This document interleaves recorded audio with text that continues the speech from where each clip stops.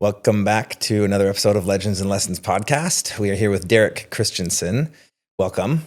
Thank you. Thank you. Give the audience a little bit of a intro to you. Tell them who you are and just 30-second version so they know a little bit about you. Well, just to start, I was born at a very young age. When I was born, my family, we were in the military, obviously, kind of aware of that. And so we moved around a bunch, eventually ended up in Idaho, left Idaho. I feel like I've moved across and all over the country several times, and now I'm currently living in Utah. But yeah, it's a little bit about me. Okay, so he's a world traveler. So we were just talking about ladyboys a minute ago.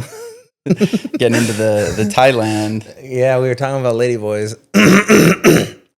Don't ask me where or how or why, but yeah, they're kind of scary. Honestly, I think that's probably the reason I haven't been to Thailand yet. That I've talked to probably 3 people this last week that is a valid fear of theirs. They're like, I really want to go. I hear life's good and cheap over there, but you gotta. Yeah, I mean, I feel like what isn't deceiving nowadays, like, heck, Thailand, it's known for like very affordable, pretty beaches, pretty things. And it's like, I've heard of people going there and getting full on suits for like $100-$200, which is crazy compared to prices in America. But then, you also turn the corner and your best friend. At what cost? It's a dangerous world over there. From what I've heard, I guess I haven't been there yet. So if anyone knows more about that. Well, here's the thing. Yeah, so I have been. I wasn't in very many places where I would run into ladyboys in that way of like I wasn't in some red light district after midnight type of thing. Excuse me. I did go to a pool party that had like a Steve Aoki type DJ on like the second balcony of this hotel, and then there's this huge pool and like vacationers from all the parts of the world in there, and it was pretty cool. But there was one person. I had really long hair. Right now my hair's down to like not quite to my shoulders. I had hair 5 inches past I had Jesus long hair. And when I was there, it wasn't long after Aquaman had come out, and I had highlights in my hair. So there was some guy that I'm probably could, I don't know. Anyway, I'm not gonna discuss the sexual orientation of this person, but yeah, they were hardcore hating on me and wanting pictures because they were like, "You're Aquaman." I'm like, I look nothing. I know you're trying to hit on me because I don't look nothing like Aquaman. Like this is not even close. But anyways, when we were there. You're right. It was super cheap. It was, I don't know, $1,200 a person to go there flying round trip. But when you get to Thailand, this is for anyone that hasn't been, super cheap to be there. The food's cheap. The places to stay are cheap. We had a group of 1, 2, 3, 4, 5, 6, I think. And we would stay in Airbnbs that had like 4 or 5 bedrooms. And like, I'm talking about breakfast made by a private chef, delivered, 4 or 5 bedrooms, nice. We're talking about waterfall showers, like a nice Airbnb, full setup, full rip, and it would be like I don't know, $130 a night or something like that. That's crazy for like 4 or 5 bedrooms, nice. I'm saying catered food, like everything. That's like Motel 8 nowadays. That's what I'm saying. Like $120 in Bidenomics, you're getting a syringe stuck in your heel when you get out of the car and in the parking lot. So that was great. Another thing that my cousin and I did. Was we decided because Thai massages are amazing. We decided they were so cheap. Their average at the time, this is like, I don't know, 5, 6, 7 years ago. But we decided at the time that massages were like $7 for an hour-long full body massage. None of the masseuses were ladyboys, were they? I'm gonna get to that point. That's exactly where I'm going with this. So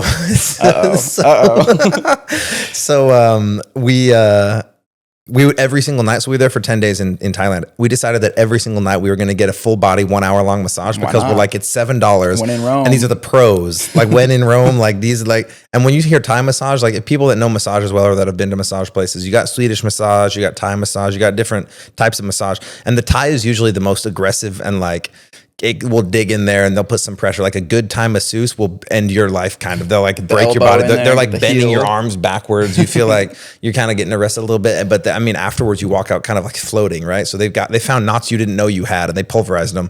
So we were like, oh, this is great. On the first day, $7, let's do it again. So I like Thai food. He liked Thai food. My cousin that went, there was like fresh fruit. I fell in love with mango and coconut sticky rice while we were there. And we would get a full plate of food with like fruit smoothie with full body hour-long massage for like $20 for everything. So we're ripping this every night. Like there's no reason not to do this. So we did that every night. And I do highly suggest, there was one time though, this was probably second to last night we were there, and we walk into this parlor, and there's massage parlors all over, especially because we were in the touristy areas of, we went to Bangkok, we went to Phuket, and we went to Chiang Mai, which are like the three most touristy areas in all of Thailand. And basically there are massage parlors everywhere. I mean, they line the streets, and there's different types, different styles and whatever. But we found this one. I was walking down the street and somebody waved us in, and I'm pretty sure the person that waved us in was a lady boy, but I'm going to get to that point. Because the thing is, here's the thing, and this just neutrally, I'm not trying to insult, and I'm also not trying to compliment, but like the people that try to be lady boys over there are like very good at it, because in general, they already have a pretty feminine look. I don't know if it's a lot of estrogen from the soy products. I don't know if it's just like the genetics of that person, but they already look pretty feminine in general, kind of slender, kind of like just not strong masculine features. And then a quick shave and like a little powder on the face or something. And it's kind of hard to tell, especially if they're like in flowy clothing. It's like, you don't know what. So this person invites us in, and we're like, oh, we're going to get a massage. And come on in. Like, okay, cool. We go in there, and this particular parlor, all the parlors were different. This one, it was like a long platform with like 10 different mattresses on it, and then just curtains in between each mattress. And so, which was fine. Like, it was like not a big deal. We could hear massages happening in like a couple of them, and then there's like a bunch of empty ones. So we're like, okay, cool. And there was plenty of massages where like it was just an open room and multiple beds, and you just lay in there and you just talk to your buddies while you're getting massages, and it was like fun and stuff like that. So you'll like be looking over, and your buddy's like wincing. He's trying not to, make a face because the lady's digging in his back. He's trying to act tough, but he also was like trying not to cry. So it's like getting these massages was fun, and plus we could talk to each other in English. They probably wouldn't understand most, and then they were rattling off in Thai, and so it was just a fun and dynamic and environment. But we went to the specific one, and they draw the curtains. Or they hit you with the this okay. This okay. It's too hard. You're like, no, it's not too hot. You're like a tear. Just every time I've ever gotten a massage, is this okay? I'm like, yeah. Do I sacrifice my manhood and say this is terrible? Yeah, literally.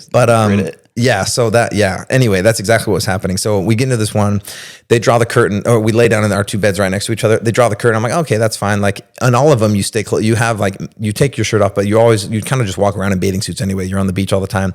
So you just take off your shirt, and then you just have a bathing suit on. And some of them use oil, or some of them just do it like on top of your clothes even. They don't even have you take your shirt off. Excuse me. And, so we get in this one, they draw the curtain, and they're just this is a second to last day. We had gotten fried, sunburned. Oof. And the reason that we said yes to this place was on their list outside of all the different massages they had aloe vera massage. And I was like, oh, I've never had that before. And we are baked. So like, let's go in there. Our skin is roasted. It's a win-win. So we go in there, they start putting like, when I say globs, I'm like, imagine a dollar store, like bottle of aloe vera, cheap aloe vera, and just like them taking off the full lid. And stuff that's 75% water. That's it's exactly what it is. And it's probably the rest of it is like some kind of xylitol gum or something like that, like 0.001% aloe vera aroma extract or something.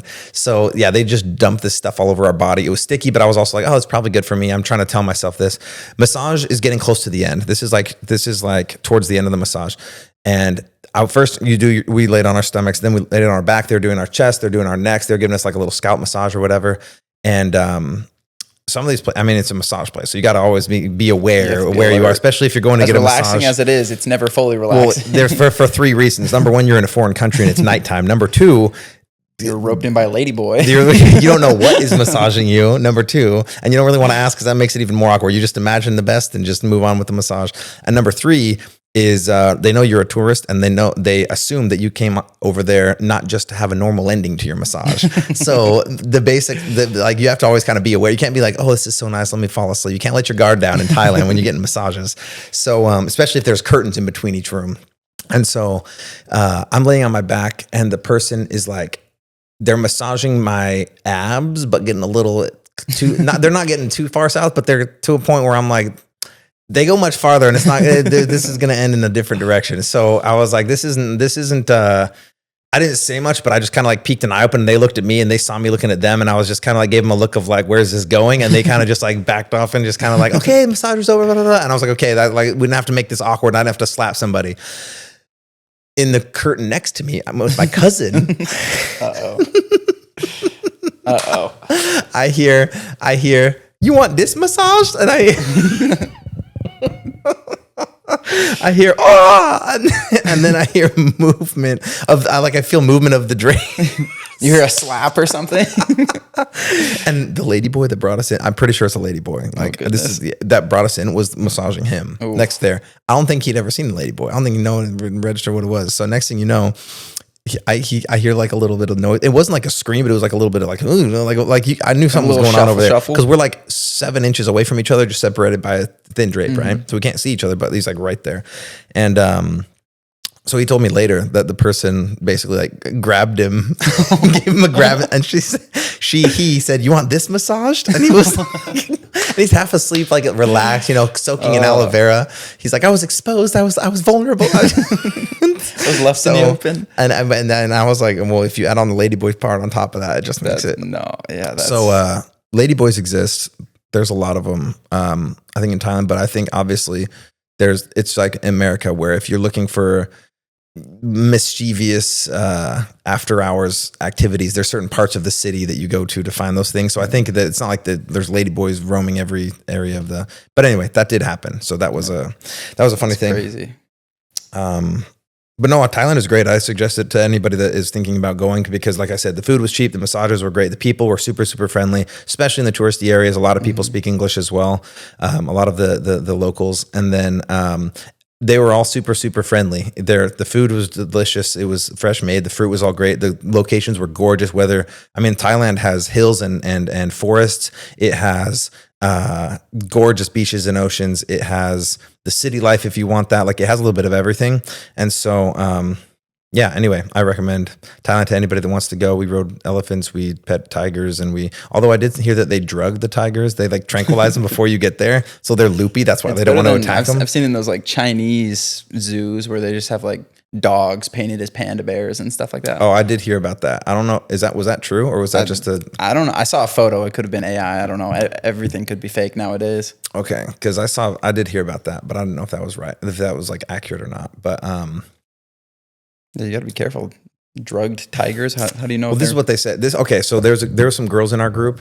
How we even ended up together was a crazy story in this group. But basically, what happened was me and my boy cousin of mine end up on this trip in Thailand with 4 girls we've never met before. Like we met them boarding no, we didn't even meet them on the plane. They flew on a different flight from us. So we had a friend that was going to come with his girlfriend to Thailand. Or he was already going, and he's like, "Dude, I'm gonna go with my girl. She's bringing a couple girlfriends. I'll be alone. Why don't you and your cousin come, and we'll have some guy friends, we'll have some girlfriends, we'll just have fun as a group." And I was like, "Okay, it's harmless, right?" Brad and Yasa. So, long story short, we get to the airport, LAX, all to fly to Thailand, and my friend's then girlfriend at the time, wife now, her visa didn't let her travel to Thailand somehow. They didn't know that, and so. We all kind of look at each other and we're like, well, the Airbnbs are already booked and paid for. The whole trip is planned out day by day. We can either not go on the trip that we already bought, or me and my guy cousin can show up in Thailand and meet 4 of her girlfriends that we've never met before and don't know who they are. And just like, the thing is, those girls, I think, if I remember right, this is years ago, but if I remember right, I think they were already on the flight there, or they had gone the day before. So you couldn't. So we couldn't even message them. So it was like we just messaged them when we landed, and they're like, "Yay, where's the friends we know?" I'm like, well, it's just us. and then it was going to be 10 days, and so we're just like, well, let's get to know each other, I guess. This sounds like a weird version of like The Bachelor or something like that. Exactly. The whole time I was there, I'm like, it feels like a movie. This Love Island or something. Yeah, it was kind of weird. So, but what happened was, luckily the girls had planned everything, so me and my cousin just followed along the plan and just kind of like vibed and went wherever they were taking us. But the girls were super like, they wanted to go to this like tiger reserve, but they were super, what's the word? Like scared or? No, not scared. They were, I'm trying to think of the right word. I'm thinking of the word in French. Like they were compassionate because they heard that you drug the tigers in order to take pictures of them, and so they were getting all like, "Oh, the tigers! Like the poor tigers!" Like PETA. They were acting like that it was like endangering the animals, damaging the animals. It's not which I get. World, you're in Thailand. Which I get, but I'm also the rules don't apply in a third world country. They ain't the same. When you haven't been outside of Utah, like things are rolled differently out here. Yeah. But what happens is they thought it was like tranquilizer drugs, which I'm like, that makes perfect sense from a business standpoint. I don't want my tiger eating a guest. Yeah. But the guys when we got there, and don't worry, we didn't even didn't mention the drugging. They're like, and don't worry, we don't drug the tigers. We just feed them right before you get here. So since they've already eaten a ton, it's like you on Thanksgiving. You're tired and you don't want to eat when you just ate. So you're chilling. And of course, all the girls are like, oh, that makes me feel better. And I'm like, I think he's just saying that. Yeah, I don't think, because there's also no laws against, with honesty here. Like, who's going to arrest him and sue him? It's like, I'm like, so anyway, we never found out if they were drugged or if they were overly fed. But basically, I have pictures like laying on them and like playing with them. It was super, super cool. My bet is they probably were drugged. Super. If you look at their eyes, they look a little cross-eyed. I was like, this boy didn't just eat some ham. Like he's going through it. It was really, really cool. Really cool to do that, to do the elephants, to see all the incredible temples that were there, like the Buddhist temples. We climbed up on some gorgeous hills. Like I said, Thailand has gorgeous landscape, fun city, gorgeous beaches. Can't recommend it enough. But what were we talking about? Oh, so we were going to talk about some of our other travels that we've done together. Yeah. We've done quite a few travels together. Yeah, we've touched a few countries. Feel like we've probably been through most, if not all, states together. I've been to all 50. I don't know when, however, if you have. Yeah, but I'm pretty sure I have, yeah. I mean, the only ones I don't know for sure is North Dakota, but I don't think anyone really. But the thing is, I have no recollection of some of this. It's just, I was told that, oh, when you were a child, we drove through and we did all that. I'm like, okay, so I remember half of the 50 states I've been to. Yeah. But, yeah, we did, traveling a lot. Or growing up, traveled a lot. And then, been back to Africa a few times together. I think that, carried into now. So South Africa, let's see. So 2020, or was it? No, it's 2020. No, 2019. We went to South Africa. Yeah. So we get done with our summer of Vivint, selling in Atlanta, and we go on like a charity trip to South Africa. Tell the guests how that was. Yeah, it was sweet. So we showed up and we like worked on and like built all these things for a school, like there's like a really impoverished area in South Africa in Cape Town. Outside of Cape, it was probably like an hour by bus outside of Cape Town. Yeah, right. Yeah, it was right along. And the coast was so beautiful. It was super pretty. The people were super kind, super cool.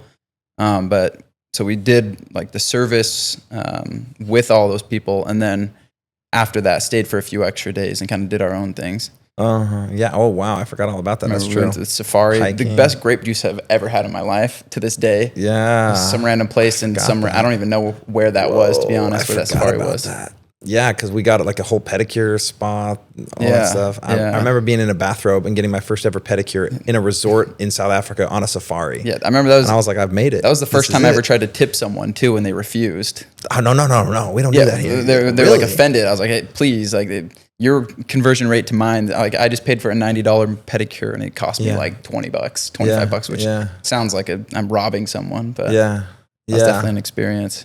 I forgot all about the safari part. I was thinking more about like, so the year that we were there, I think it was 2019. Yeah. Fall. South Africa had just won the Rugby World Cup a month prior, or not even a month prior. No, they won it, I think, one of the first days we were there. Yeah. And so while we were there, just minding our business in Cape Town, here comes a double-decker bus, world champions rugby team coming right through the middle of the city. So that was incredible. That was insane. I think I remember seeing like one of the last games. We were like walking down the street and there was like some sports bar and there was like TVs and people were yelling. And I'm like, oh, I wonder what's going on in there. It's like their national sport. They're like the all-time most exciting thing that's happened to them. But going back to the charity thing. So I feel like that was a cool little thing that we did. I didn't know when we signed up to go on the trip.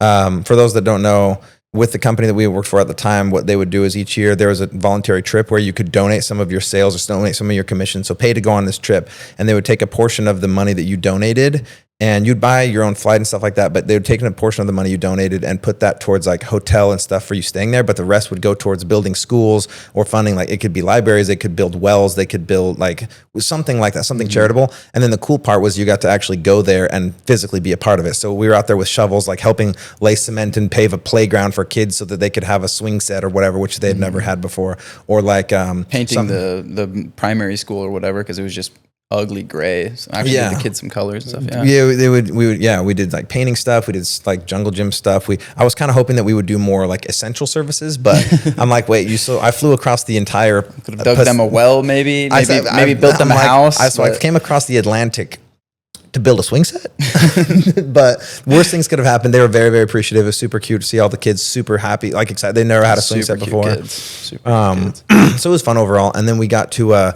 be there in Cape Town, which is the great white shark capital of the world during Shark Week. And I was like, guess who's not getting in the water this week? What did we do? We saw penguins. Penguins there on the beach. I don't think I got in past like my knees. I don't know if I Just got because to I remember my we were knees. talking to some locals about like getting in and whatnot. And like, I love surfing. And I was like, oh, this would be a cool place to maybe like get in, play around, whatever. And then a local was telling us like, oh, like, we're like, oh, but like it's Shark Week. How are the sharks? He's like, well, the great whites, you don't really have to worry about them. And I remember everyone in our group being like, wait, what do you mean? Like, this is like the place, like here in Australia. This is the capital of great white. Like, this is the place known for shark attacks. Like, well, you don't really have to worry about them because for the last couple of weeks or months or however long it was, the orcas keep coming by and biting their stomachs out. So they keep washing up on their livers. Their livers, which is insane to me. I remember being like, did not hear I'm that. like, if I don't have to worry about the shark, but I have to worry about something attacking the shark, I don't need to be in this water. I did not hear that at all. Was I there? I don't remember. I feel like you were. That's crazy. First off, I don't remember that, but that is accurate. I know that great whites, orcas like attack, killer whales attack, sharks to eat their livers, which is crazy because killer whales, with how smart they are, plus how big they are, plus how strong, plus how fast, plus that they hunt in pods and how smart and intelligent they are. If they wanted to attack humans, they would easily be the most feared animal in the ocean. Yeah. But for some reason, outside of some accidents at SeaWorld, they like just don't care about us. Like that is a blessing because I would never go near the ocean if like sharks are scary, but great white or orcas, that would be.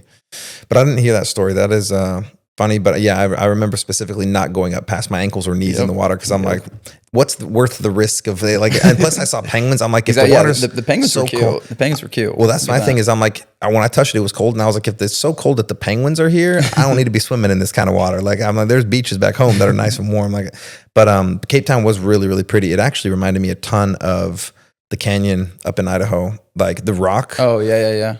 We took that huge gondola up to the top, and it was all misty up there. That was beautiful. We went. What else we did? We did that super pretty botanical garden, which was botanical garden. We went on a huge hike. Thing. Yeah, we went on a huge hike, and at the top of this huge mountain, we're like climbing up like ladders to get up a mountain. It was like this crazy thing, and then lake or something. There was like a red lake. The whole water was like beet red, and I was like, this can't be sanitary. So we got out of there.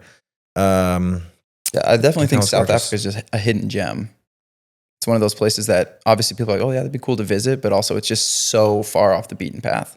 Yeah, it's South Africa. Yeah. It's like, I remember getting there. Like, I don't remember how long the flights were, but they were in air time at the time. I feel like we were somewhere between 20 and 26, 28 hours, something like that. Yeah, a lot of layers, yeah. There's a lot of time in air just to get there. And then, but here's one thing that a lot of people in the U.S. are sheltered. Some people are world travelers and they know, but a lot of people are sheltered and they don't understand that when they hear Africa, they think of the mud huts and the kids with it, which that's the part that we were in.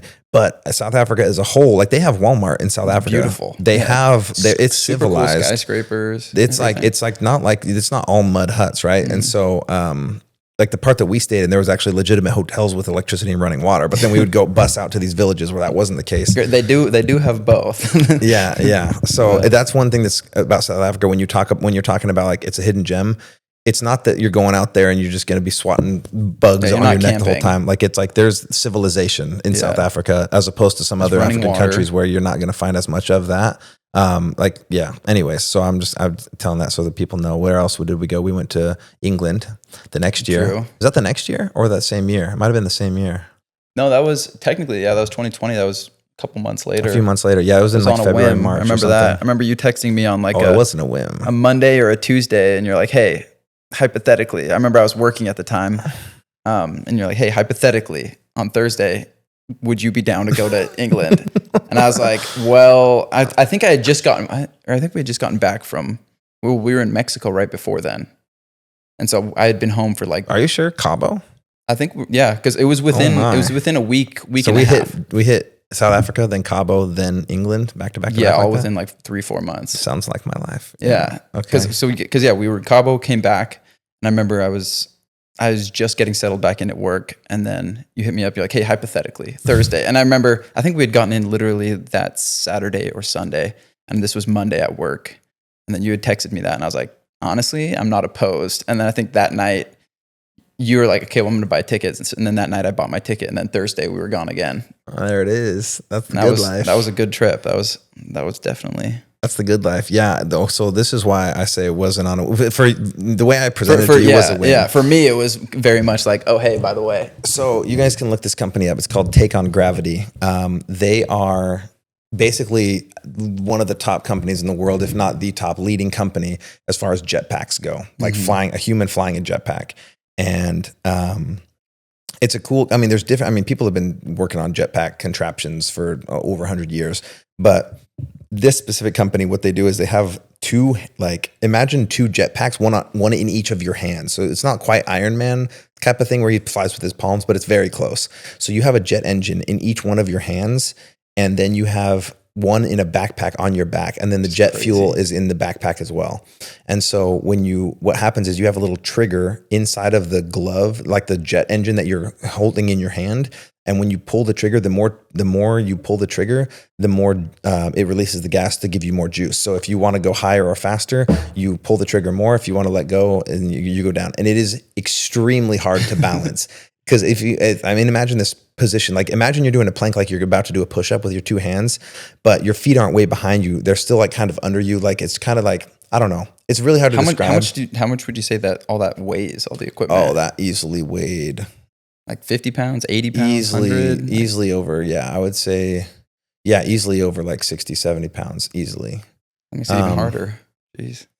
I guess I don't even know how much a scuba diving kit weighs, but it would be equivalent to when we would scuba dive, like that weight on the back, but then you would have the two in your hands too. It's crazy. So it was heavy, but the thing is, like, anyway, so this is what I'm saying is my dream since I was a kid was always, the one dream I would have consistently over and over that I remember since I was young was flying. Like, that was always, like, even now, if I had a genie pop out of the bottle and say, if you had before he would ask me for 3 wishes, my first one is flight. Like, I've just always been obsessed and loved the idea of human flight, not planes, not helicopters, but just free flying like a Superman. So when I saw this jetpack company, I don't even know how I found them, if it was on Instagram. They were super young, super new. Maybe I just Googled like jetpack companies. They're or something. Huge now. They're like I said, they're one of the biggest of the world. They have military contracts all over the world. They do shows all over the world. But at the time, this is early 2020. Yeah, this was because this was right when COVID hit. Yeah. So early 2020, when we went, so basically what I did was I said, okay, I have this money. I had invested. I had bought a house. I had done like a rental property. I had done some smart things with this chunk of money I had made. But then I was like, also, this is one thing we were going to talk about is we try and live our lives in a way that, because this is hard for a lot of people to balance, in a way that you put a lot of the money away for future, assuming you're going to live to be 100, but you can't forget to live today and remember that tomorrow you might not wake up. Yeah, tomorrow's not promised. So that being that's the nonstop, I think, harmony and balance that we all are trying to seek is, how do I put enough money away for the future that I have some kind of future in front of me while also taking care of the needs I have today, but also living for today? Because it's really easy to do one or the other. I know people that never spent $1 on themselves, AKA parents, AKA loved ones that we have, that they're super bent on, let's be stingy and frugal now. Let's not give ourselves too much crazy gratification now. Let's put it away. Let's invest. Let's save it for later on. And then we'll be set up later. We'll set it up for our kids, for school, for retirement, all of that, which is good. It has its benefits for doing that. I know people on the opposite end of the spectrum that spend everything now. They know they have a check for $900 coming in. So today they spend $1,000 knowing that they can pay off $900 of the credit card next week and then hope for the extra $100 to fall from the sky. So there's the two ends. I feel like we do a better job than most, still not perfect, but of finding a middle ground to say, okay, it's time to work, it's time to put away, it's time to save in this way, but there's also a time to play and remember that tomorrow's not promised. And if you die in a week, what was the point of all that saving? Like, you have to enjoy it. So what happened was, as I was going through my mind and my like checkbox in my head, and I'm like, okay, if this was my last time to travel and do something, what would I want to do? And I looked up jetpacks. I found this company in England. They were small. They were starting up, but they had a couple videos online. I'm like, that looks sick. I emailed the guy, the CEO, like responded to me, and I was like, no way, this is happening. He's like, yeah, if you fly out here, pay for all your expenses, like get out here and give me $6,000 for the day. I'll like fly you and I'll show you, I'll teach you, you can fly, like all this stuff. And I was like, this is out of this world. This is insane. So that's when I hit you up and I was like, hey, in 2 days, you want to go to England? I was like, I'm going anyway. So yeah, we get all the way out there. Super, super cool. One thing I like about England, London, before I went to Dubai, London was my favorite city in the world. But one thing I like about England, is literally is so like a lot of the old movies that you see about England, especially when you get outside the big cities. You get out into the farms and the green hills. You have the cute little cottages and the people that enjoy their tea time, and they're like, it's like very what you see of like that old British vibe with the guy with his gun and his hunting dog and his smoking pipe. English, everything. Like all of that is still, it's legit. It's out there. They got the hedgerows. They got the old brick. They got like, it's super, super cool to like, you feel like you're in Lord of the Rings or something. I don't know. You feel like, or not Lord of the Rings, but you know what I'm saying? It's beautiful. And it's like, it's annoying in movies how I feel like everyone in England, they're like so obsessed with protecting the countryside. But once you actually get there and see the countryside, I think it's pretty easy to appreciate it. Whereas when you're in the city, you don't understand. You're like, oh yeah, this is a cool city. It's big, but definitely the countryside. Yeah, it's definitely, there's a lot of beauty out there. Yeah. So we get out there and, I remember we stayed at a bed and breakfast out there because we were in like a nowhere town. Like it's a farm town way out, like an hour, 2 hours outside of London, west of London. It's like strangely close to Stonehenge though. I remember that. Was it? I don't remember. It was like 20 minutes from it or something. Really? But it was like we some should tiny have little. Seen it. Dang. I don't even think about that. Yeah. Maybe you told me that after we had left and I was bummed that we were so close and didn't see it. But anyways, so we got out there and I remember like waking up in the morning, you know, sometimes you go on a trip and you forgot you traveled and you wake up and you're like, this isn't my bed. And then you realize that we go downstairs in this bed and breakfast and there's like 10 bedrooms. So there's a couple people already fidgeting around in the main common area. And there's breakfast down there. And I was like, oh, and there's like this person like, good morning, sir, some tea for you, sir. And that's when it hit me like, I'm in England. Like this is what it's like. But hey, it wasn't a special breakfast. It was like beans and toast. That was the exact next thing I was gonna say is I'm like, ooh, breakfast. Let's get some little, you know, when you go to a hotel in the US, my favorite part is to get some of them waffles. Yep. Pour it in, flip it over, listen to the 2.5 minute beep and then flip it back. I'm like, yeah, let's get some breakfast. I turn over baked beans. So I was like all this stuff. I was like, what? That potatoes and beans. Like that's not a breakfast.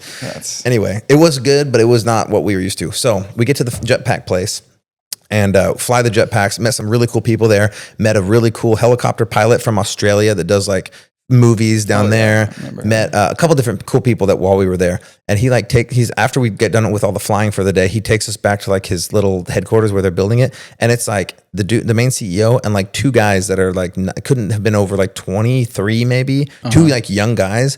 And it's like a garage and they have like tools in there and like stuff hanging up. And they're just like, these little tools they would use to fidget with things and try and create it. Yeah. I'm like, whoa, you just had me flying around on these things that you just created with duct tape in the garage. I remember that. I was like, this is super risky. It was a cool shop, especially because you could see the evolution. I remember they had like broken pieces of different things they had flown and it'd crash. And I was just like, well, I mean, if you live, you live. It looked like what you would think like the Iron Man bat cave would look like or something where it's like exactly. This is our first prototype. That one crashed and burned, but we learned. And on this second prototype, it went twice as long before this shattered. But then on our third prototype, and today you flew on the fourth prototype. I'm like, so you were just hoping that this one of them, they like tried to make like almost like a Batman wing suit thingy. And I was like, that could have been cool. And they're still playing with it. But yeah, now they're a huge company. Now they have military contracts around the world. I actually thought about, after going there, I told you this too while we were there. I was like, maybe I should stop what I'm doing and just come to sell for them. Yeah. Because if I help them sell a contract to a government to fly jetpacks, because now what they'll do is they have these things where, you know, Coast Guards will come up on a boat, and if they need to like stop a boat, the Coast Guard will get close-ish to the big boat. But then what happened is they'll strap like an AR on the front of a soldier. He'll fly off the boat, go land on the main boat, pull up his AR, and then he's like, it's like. I'm sure anyone that's listening to this, they've probably seen a video of this company Take On Gravity. Look them up on Instagram. Yeah, I'm sure they've seen them flying around because it's hard to miss now. Yeah, they are the company when it comes to jetpacks, and they I think they wanted to start like a racing series, have a partnership with Red Bull or something. I don't know if they're going to, but they were going to race it over water. Here's the dangerous part. They said we're going to race over water because if we race over land and they like fall, they're dead, right? Going that fast, over, like you're dead. But the thing is, over water too, those things weigh like 80 pounds plus. Like you're sinking. A normal life jacket's not going to keep you up. So I don't know how. So there is a reason why that racing circuit doesn't exist yet. But anyways. England was really, really cool. We decided that we were like, okay, we already bought tickets to come all the way over here. Let's see it. We have ancestry from Scotland, England and Scotland. And so we're like, well, let's drive up the coast. Let's go like see more of Scotland. The only regret that I have is that we didn't see like Oxford, Cambridge, like some of those, but there's time to go back. Well, we better hurry before it's all changed and destroyed. England's going south fast right now, but, anyways, so we go up to Scotland We flew up. No, I think we took a train, but we were so exhausted from running like 18-hour days for the first couple of days. Yeah, and it was a speed train too. Yeah, so I remember zonking. Yeah, I remember waking up and we were there. Yeah, England's not very big, and we did take a speed train. That's right, because it was like there's a pretty countryside. You're now in Scotland. I'm like, we're now in Scotland. So, yeah, I do remember that. I remember getting off, and we went all the famous places, the Stirling Castle and all that. We saw the main stuff. We were in Edinburgh. We saw the little, the street that's kind of where they made, like the Harry Potter was like based off of the J.K. Rowling, found a couple cool clothing stores. I loved Edinburgh. I mean, it was foggy. Yeah, it was rainy, but I loved it. Worldwide, that's definitely probably a top 5 city for me. For sure. Yeah. And Scotland as a country I've been to dozens of countries. It's easily a top 5 country too. Scotland is insane. Yeah. No, yeah, it really was breathtaking.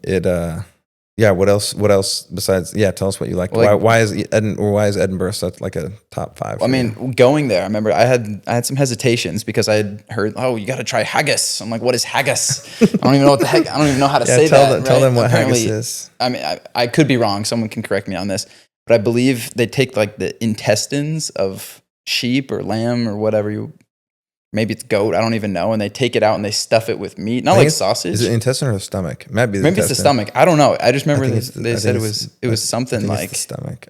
Yeah. So something like they stuff it with what? Ground up meat and potatoes and stuff like that. And I don't know. Basically, the way I'm pretty sure that's right. Yeah, it was just sounded disgusting. Yeah. Get there. I remember we went to some random restaurant. And it's called haggis. When you hear the Scottish people got some haggis, what is it? It's sausage, ground up haggis. It's ground up pieces of lamb. What piece of the lamb? Oh, they don't tell you that part. Well, what else is in there? Some mystery foods, and it's cooked inside of a stomach. Wait, what? I don't want to eat. Yeah, I don't want to eat that. Turns out it's phenomenal. Highly would recommend. Tasty. Probably don't take it from anyone that made it in their house. We had it at a reputable place, but yeah, it was really good. Yeah, that was phenomenal. There was a lot of really good food. It was just really pretty, green. I remember because we took a car up to the Highlands, like Loch Ness, tried to see the Loch Ness monster, saw a bunch of castles and whatnot. But it was just so pretty, so peaceful, and it was like this was also at the time of COVID. So just I guess to step back a little bit, I remember right when we landed in England, that was the day I think Trump was the president at the time.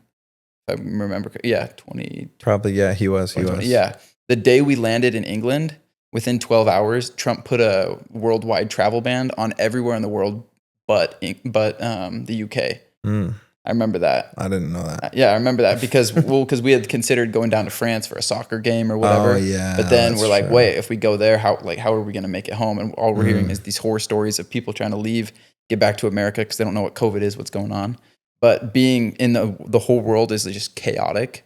I remember going and driving up through the Highlands is the most peaceful thing. There's just mist. There's just, old, I guess you can't say Englishmen, old Scottish men walking around with their border collies and with like a cane and like one of those typical like Peaky Blinders hats. Yeah. Like I was like, am I in a movie? Like this is amazing. Literally. It was crazy. It was super peaceful, super pretty. I think, I don't know. That's like I said, definitely a top 5 place for me personally.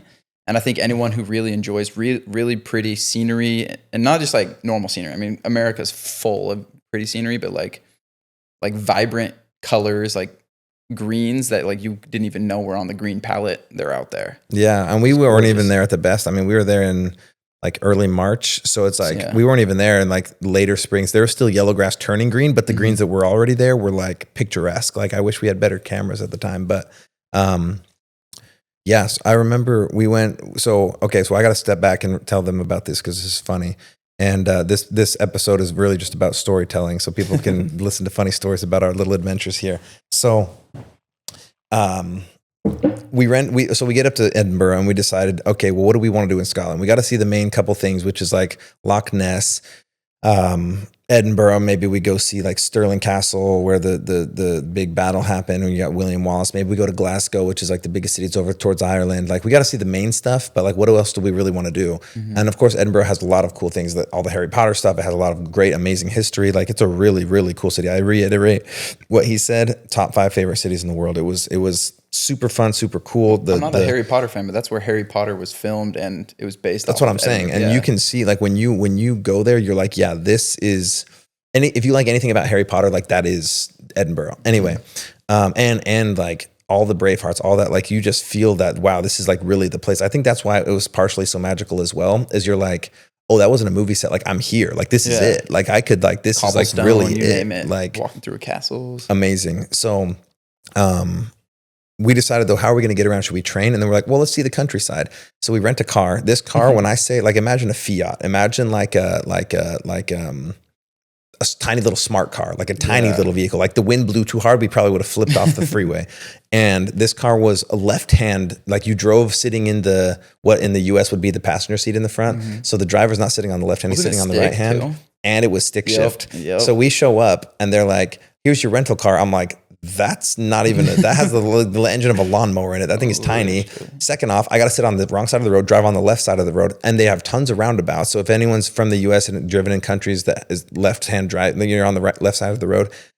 And you have roundabouts all over. Good luck. You're going the opposite direction. That's confusing. Then you add stick shift, and I know how to drive stick, but when you're driving stick with your left hand and steering with your right versus the other, it was a complete, like it took a second to, I'm like, let me do a couple laps around the parking lot here to just make sure, don't pull a Mr. Bean halfway down the freeway and do.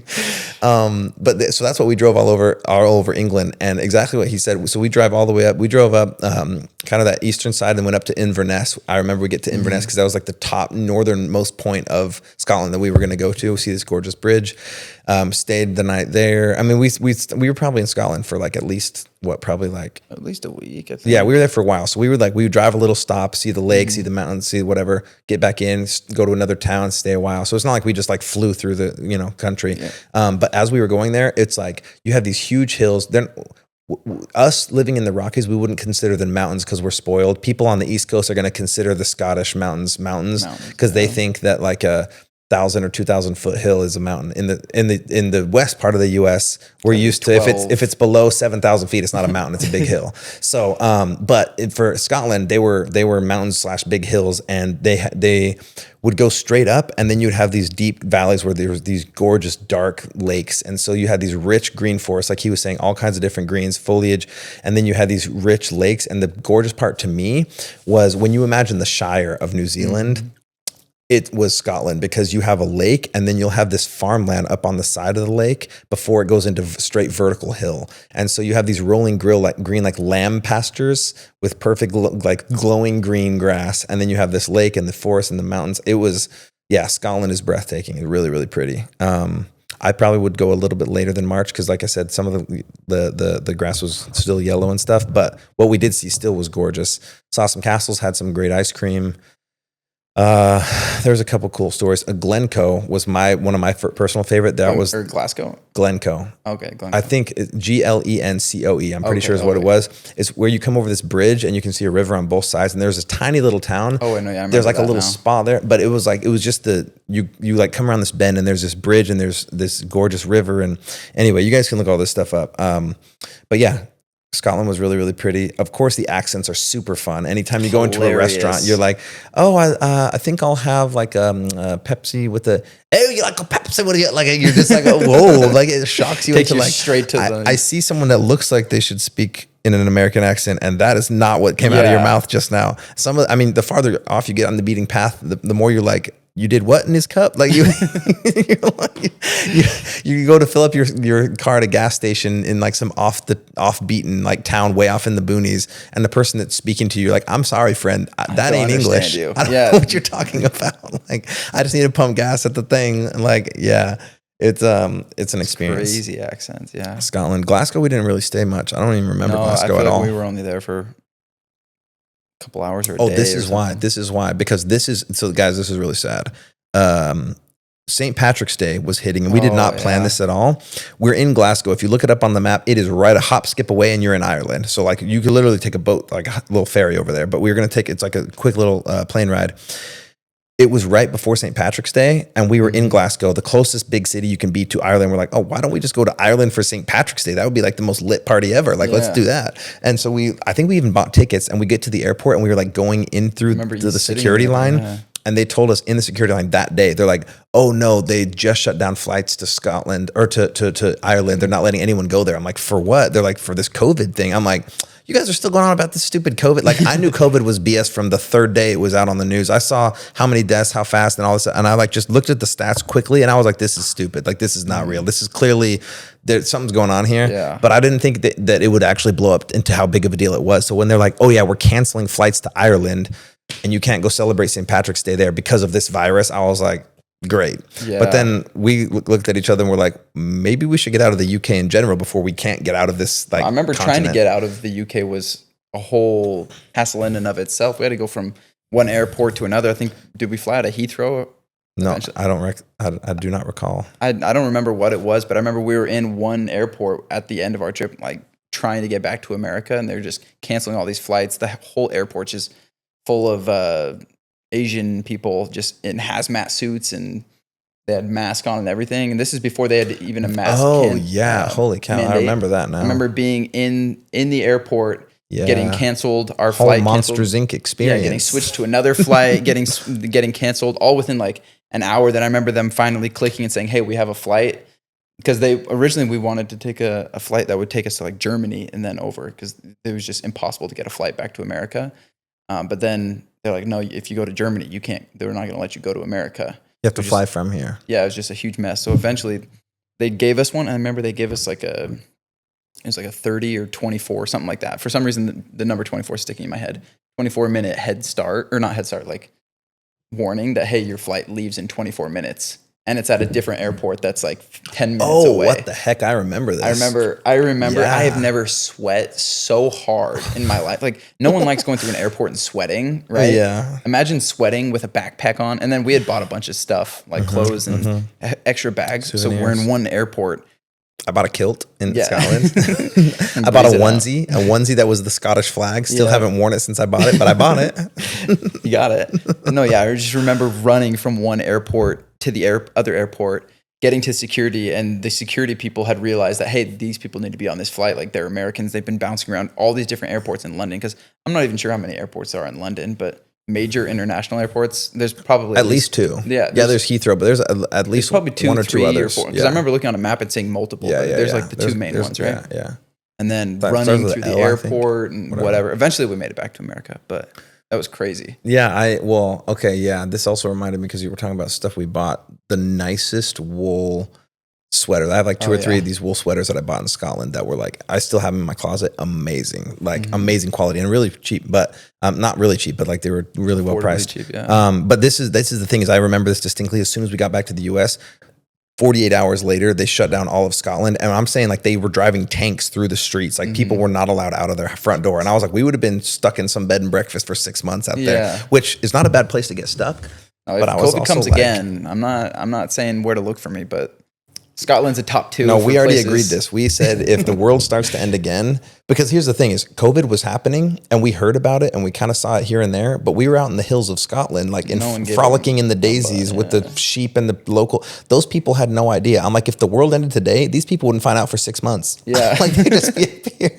They're just up here running out. The world, you don't say, like they just be up here with their dog, just like herding cattle, them and their haggis, just smoking a pipe, having some haggis, and getting the sheep up the hill, just to the other pasture, because like it was really peaceful and it was like picturesque. And I actually heard a Bigger Pockets podcast where some guy was talking about, my wife's from Scotland and we have a house there and we're gonna move that because it's like just different vibe, peaceful, like off the beaten path. So I like they say, when I win the lottery, I'm not going to announce it, but there will be signs. You're going to see all of a sudden an estate in my name spring up in Scotland somewhere, and you'll know. When my email name changes to Lord Derek Christensen, there you go. Then you'll know. Lord, you'll know that I got my house in Scotland. His Excellency, you'll know that I'll make a kilt company.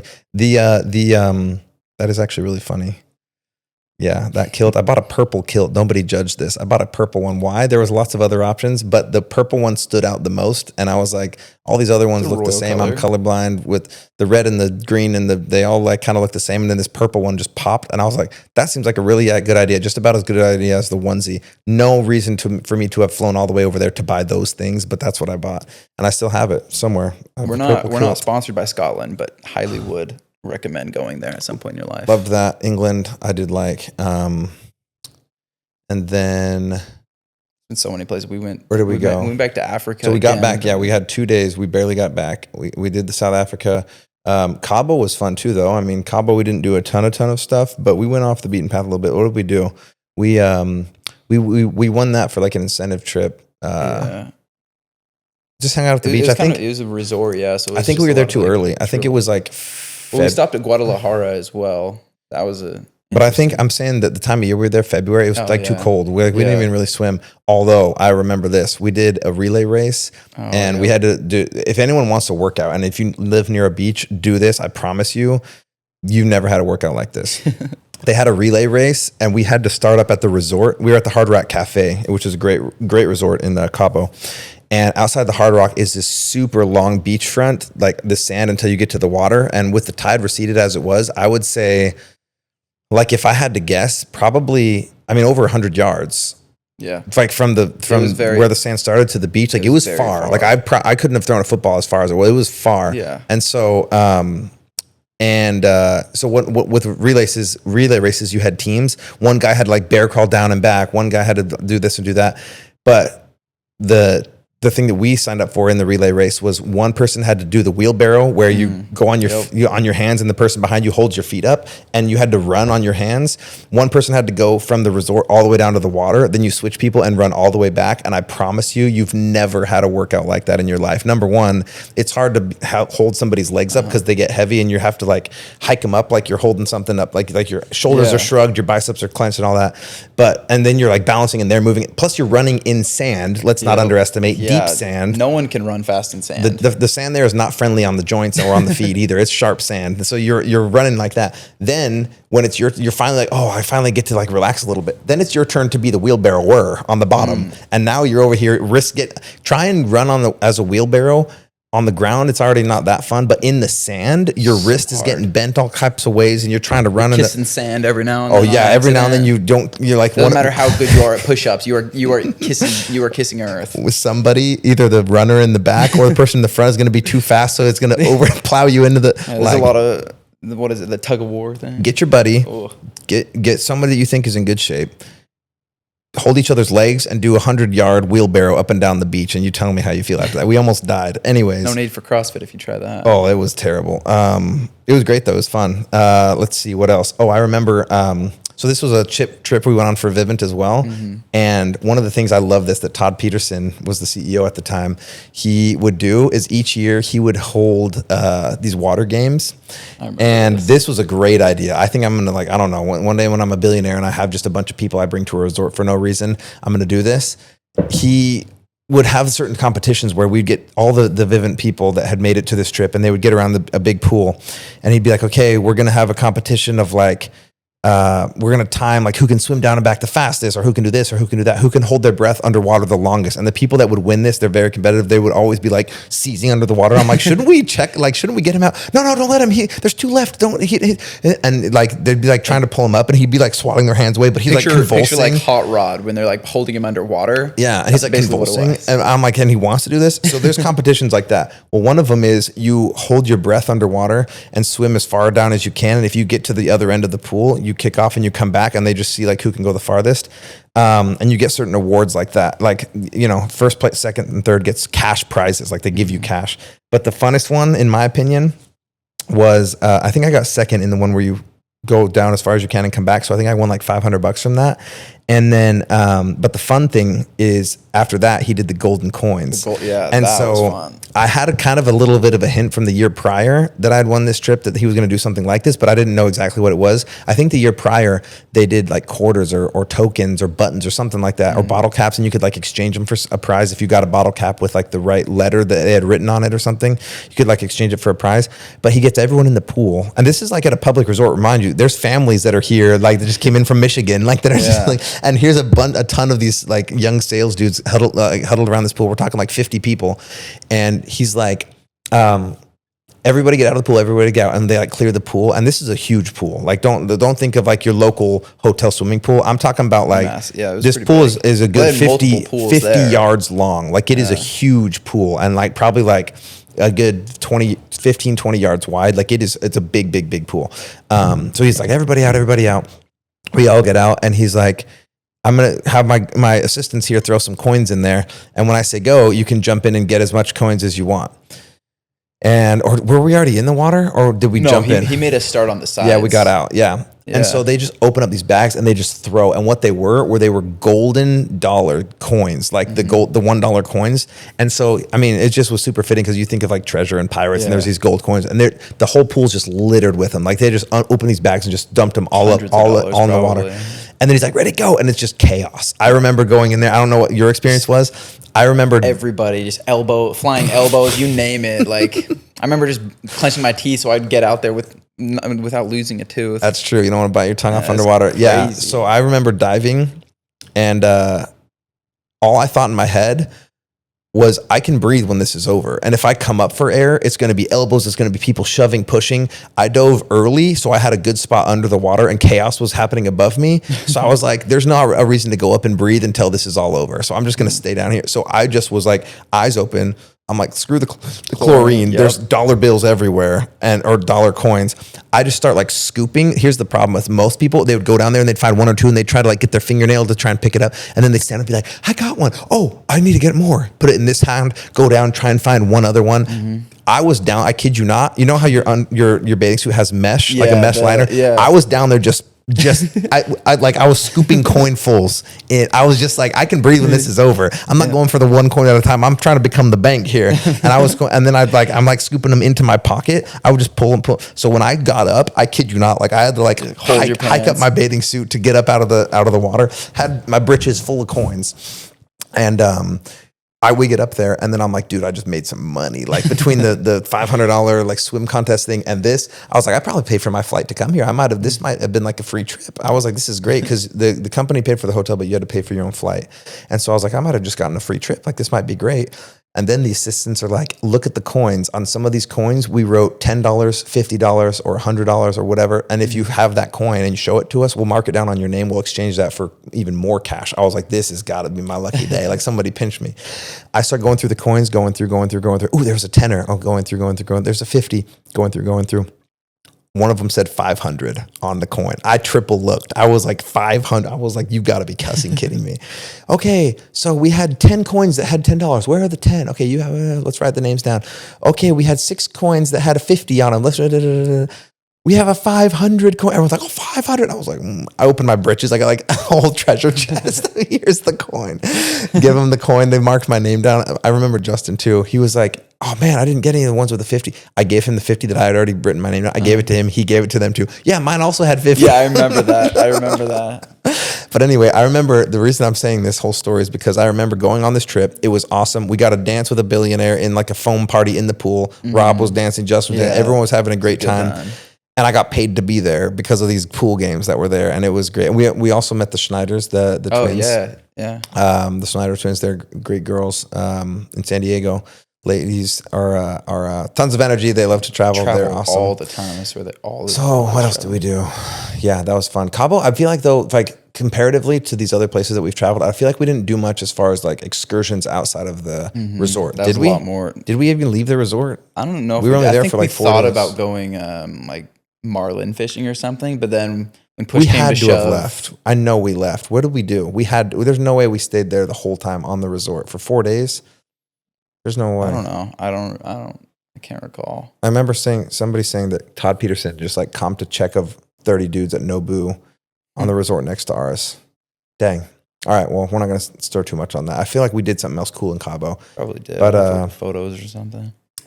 I don't remember. Okay, so that happened. So then we leave Cabo. We go to England and Scotland, which we just talked about. And then our next trip, where was the next one that we went on? I mean, we just went to Africa in November 2023. Was there one in between that? There had to have been. I'm sure we went to like Hawaii or we I know I visited you in Florida. We went jet skiing and stuff. Oh yeah, Pensacola, Florida. Yeah.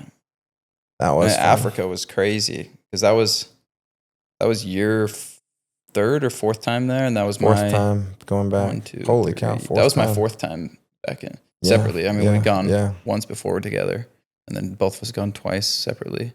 That was crazy though. I don't even, how many countries This was is it? this is November of 2023, which Uh-huh. feels like yesterday. I don't know. Yeah. I'm gonna be honest. I don't know where 2024 went. I think it Same. was something in the Matrix where 2024 lasted about 4 minutes. I don't remember that year at all. Yeah, same. I'm still writing 24 on my dates, and it's like April almost.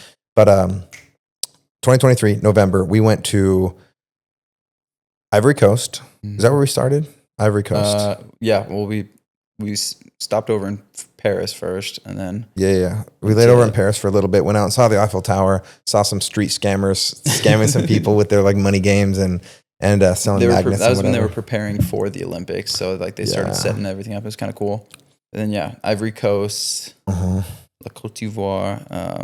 Where else? I feel like in between all the countries we went to, we had like major layovers here and there. So I think we stopped. Ethiopian Airways. We got about 1 billion miles with them now. Yeah, literally. Not that I ever want to go back to Ethiopia, but no offense to anyone from Ethiopia, that country's not for me.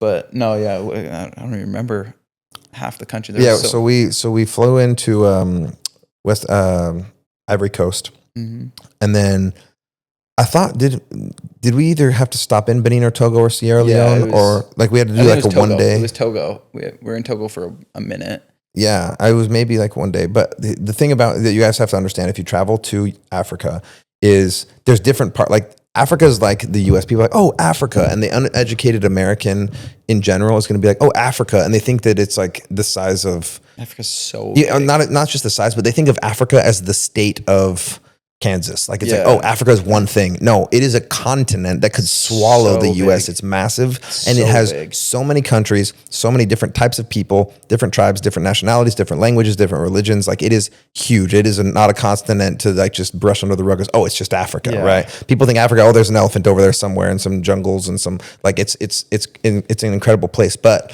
if you were in Central Africa, which was where we were in Central and Western Africa, there's not a lot. It's still very underdeveloped. So it's not South Africa where there's Walmart, like we just talked about. It's not like Egypt where there's gorgeous big old pyramids. It's like mud floors. Seeing those though, still I saw those. Those are well worth it. But Egypt, yes. Well, I'll ask you about your trip to Egypt in just a minute. But the thing about the airlines in that area is because it's very very run down. They're like very poor countries.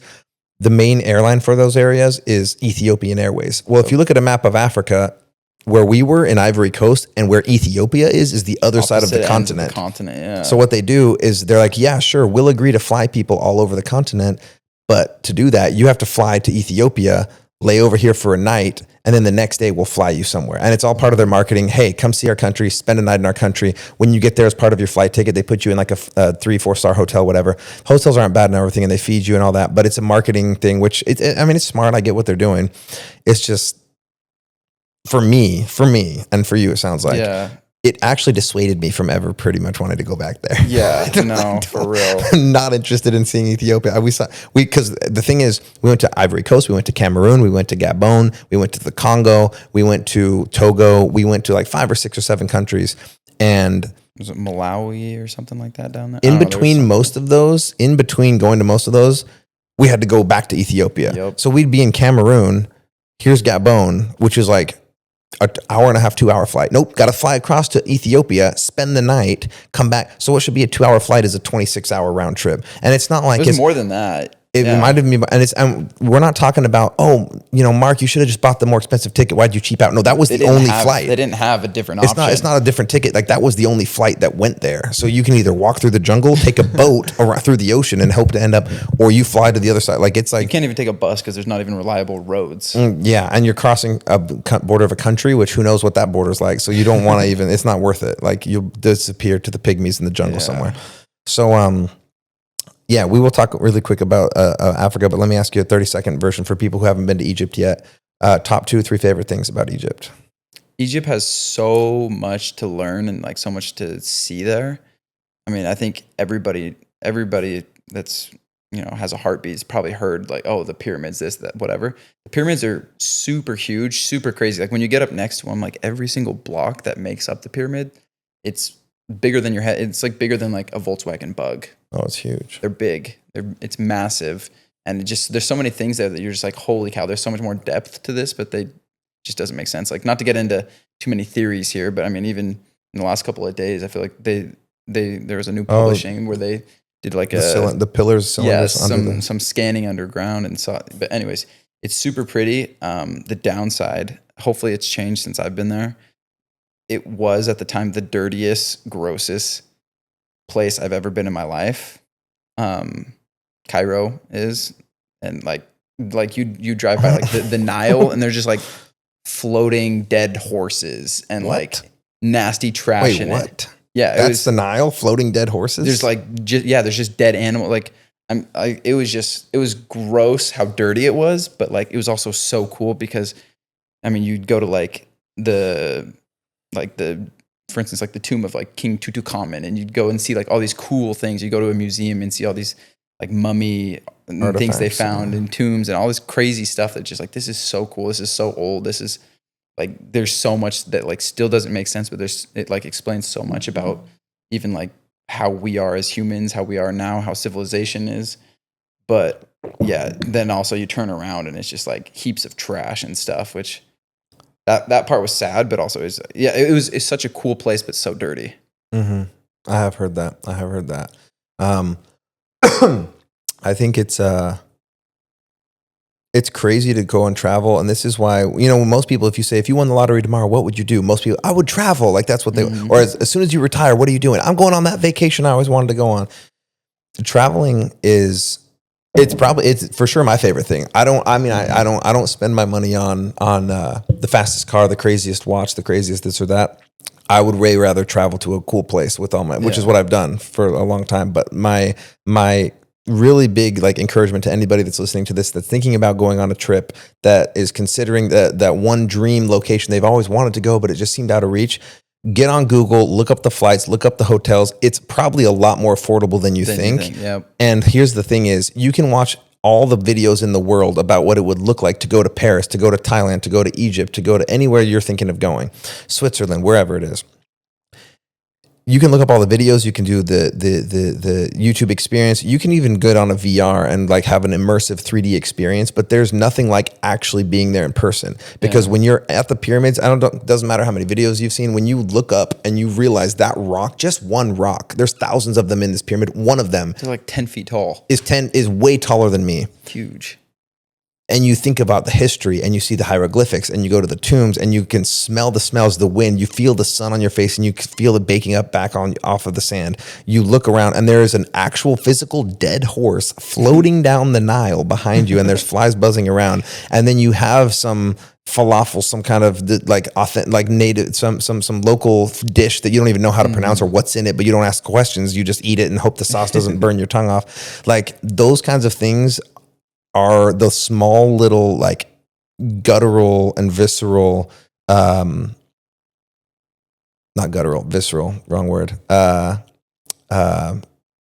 pieces of the experience of actually traveling and going to that place that you can't get from a video, from your friend who told you about it, or from like wishing and dreaming and hoping and reading books. Like going there is completely different. And then seeing the people, like having that experience of looking at the people that live there all year long and actually going there, like I said, kind of how it does it for me going to somewhere like England. You all see all these movies made about England, but actually going there, it just is like, it brings fairy tales to life. That's what, for me, that's what traveling does, is it brings fairy tales and like the imagination of the world and everything that's crazy and expansive and beautiful and amazing about it into actual reality. And it's like the most beautiful and powerful thing. Travel as much as you can. That's my advice. Yeah, no, I 100% agree. I think traveling is one of my top two most important things for me, and it has been for years. But yeah, I mean, and also I think the crazy part about traveling too is they'll often think like, oh, if I travel here, like I may not come back. I remember when we went to London, you had already been there before. So it was nice for me because it's like, oh, there's this. Oh, like that's cool, but like we don't need to be, it's not as high. Yeah, it's way overhyped than what it actually is. But also all these places, I think everywhere in the world, they're ever changing. Like I'm sure Cairo now, I'm sure it's a lot cleaner. It's not how you were. When were you there? What year? 2016. So it's almost been 10 years. Sure? 9 years, 10 years. Yeah, so it's for sure changed. For sure. Yeah, I mean the pyramids are still there, but yeah, I'm sure the city's grown more. Hopefully they've cleaned it up more. It's probably a lot safer. I remember the whole time I was there, we had police escort, a truck with us at all times with an armed whatever Was guy. it a tour group? Yeah. Tour guy. Well, no, just for us. Like, Just for there was like 6 of you, right? Yeah, I think there was 6 of us. And so you had your own. We had our own escort? van, and they always had a policeman in our car, and we also always had at least one police car in front of us, and it was like one of those little old like Toyota Hilux trucks. Which, if anyone has never traveled outside of America, the Hilux is like the world's version of the Tacoma. It's just cheaper, Toyota Tacoma, but super reliable. Yeah, and in the back of it, they just had double wooden benches facing opposite ways, and there would just be guys sitting there with old guns. Classic Africa. Yeah. That's exactly every country I've been to in Africa. That's exactly what it is. Yep. It's the Hilux truck with the benches facing out and guys with guns. Exactly. But I mean, yeah, I'm sure it's probably a lot different there now. But I don't think anyone who's listening to this, I don't think you should ever pass up an opportunity to go travel. It's like you were saying. I think it recreates your mind, seeing how other people live, seeing how just societies work outside of, your own little community. Because obviously you can travel in the country you're in. You can travel, if you're in America, you can travel anywhere in America. And, you travel to the South, they talk a little different. They do things a little different. They put more emphasis on this or that. But when you go outside of the country, it just completely re-washes your imagination. So that's something that's definitely very addicting for me too. Just going and seeing other people, how they live, and being immersed in them, not just sitting at a resort the whole time, which is fine too. I've done that. That's nice. It has its place, but it's not the same. Yeah. So this is it. Your dream place that you've been thinking of going. This is not the end of the podcast, but this is your pause and intermission to be able to pause this podcast right now. Whatever that place is that you've been thinking of going, whether it was you've been thinking about it for 2 weeks or 20 years, do it.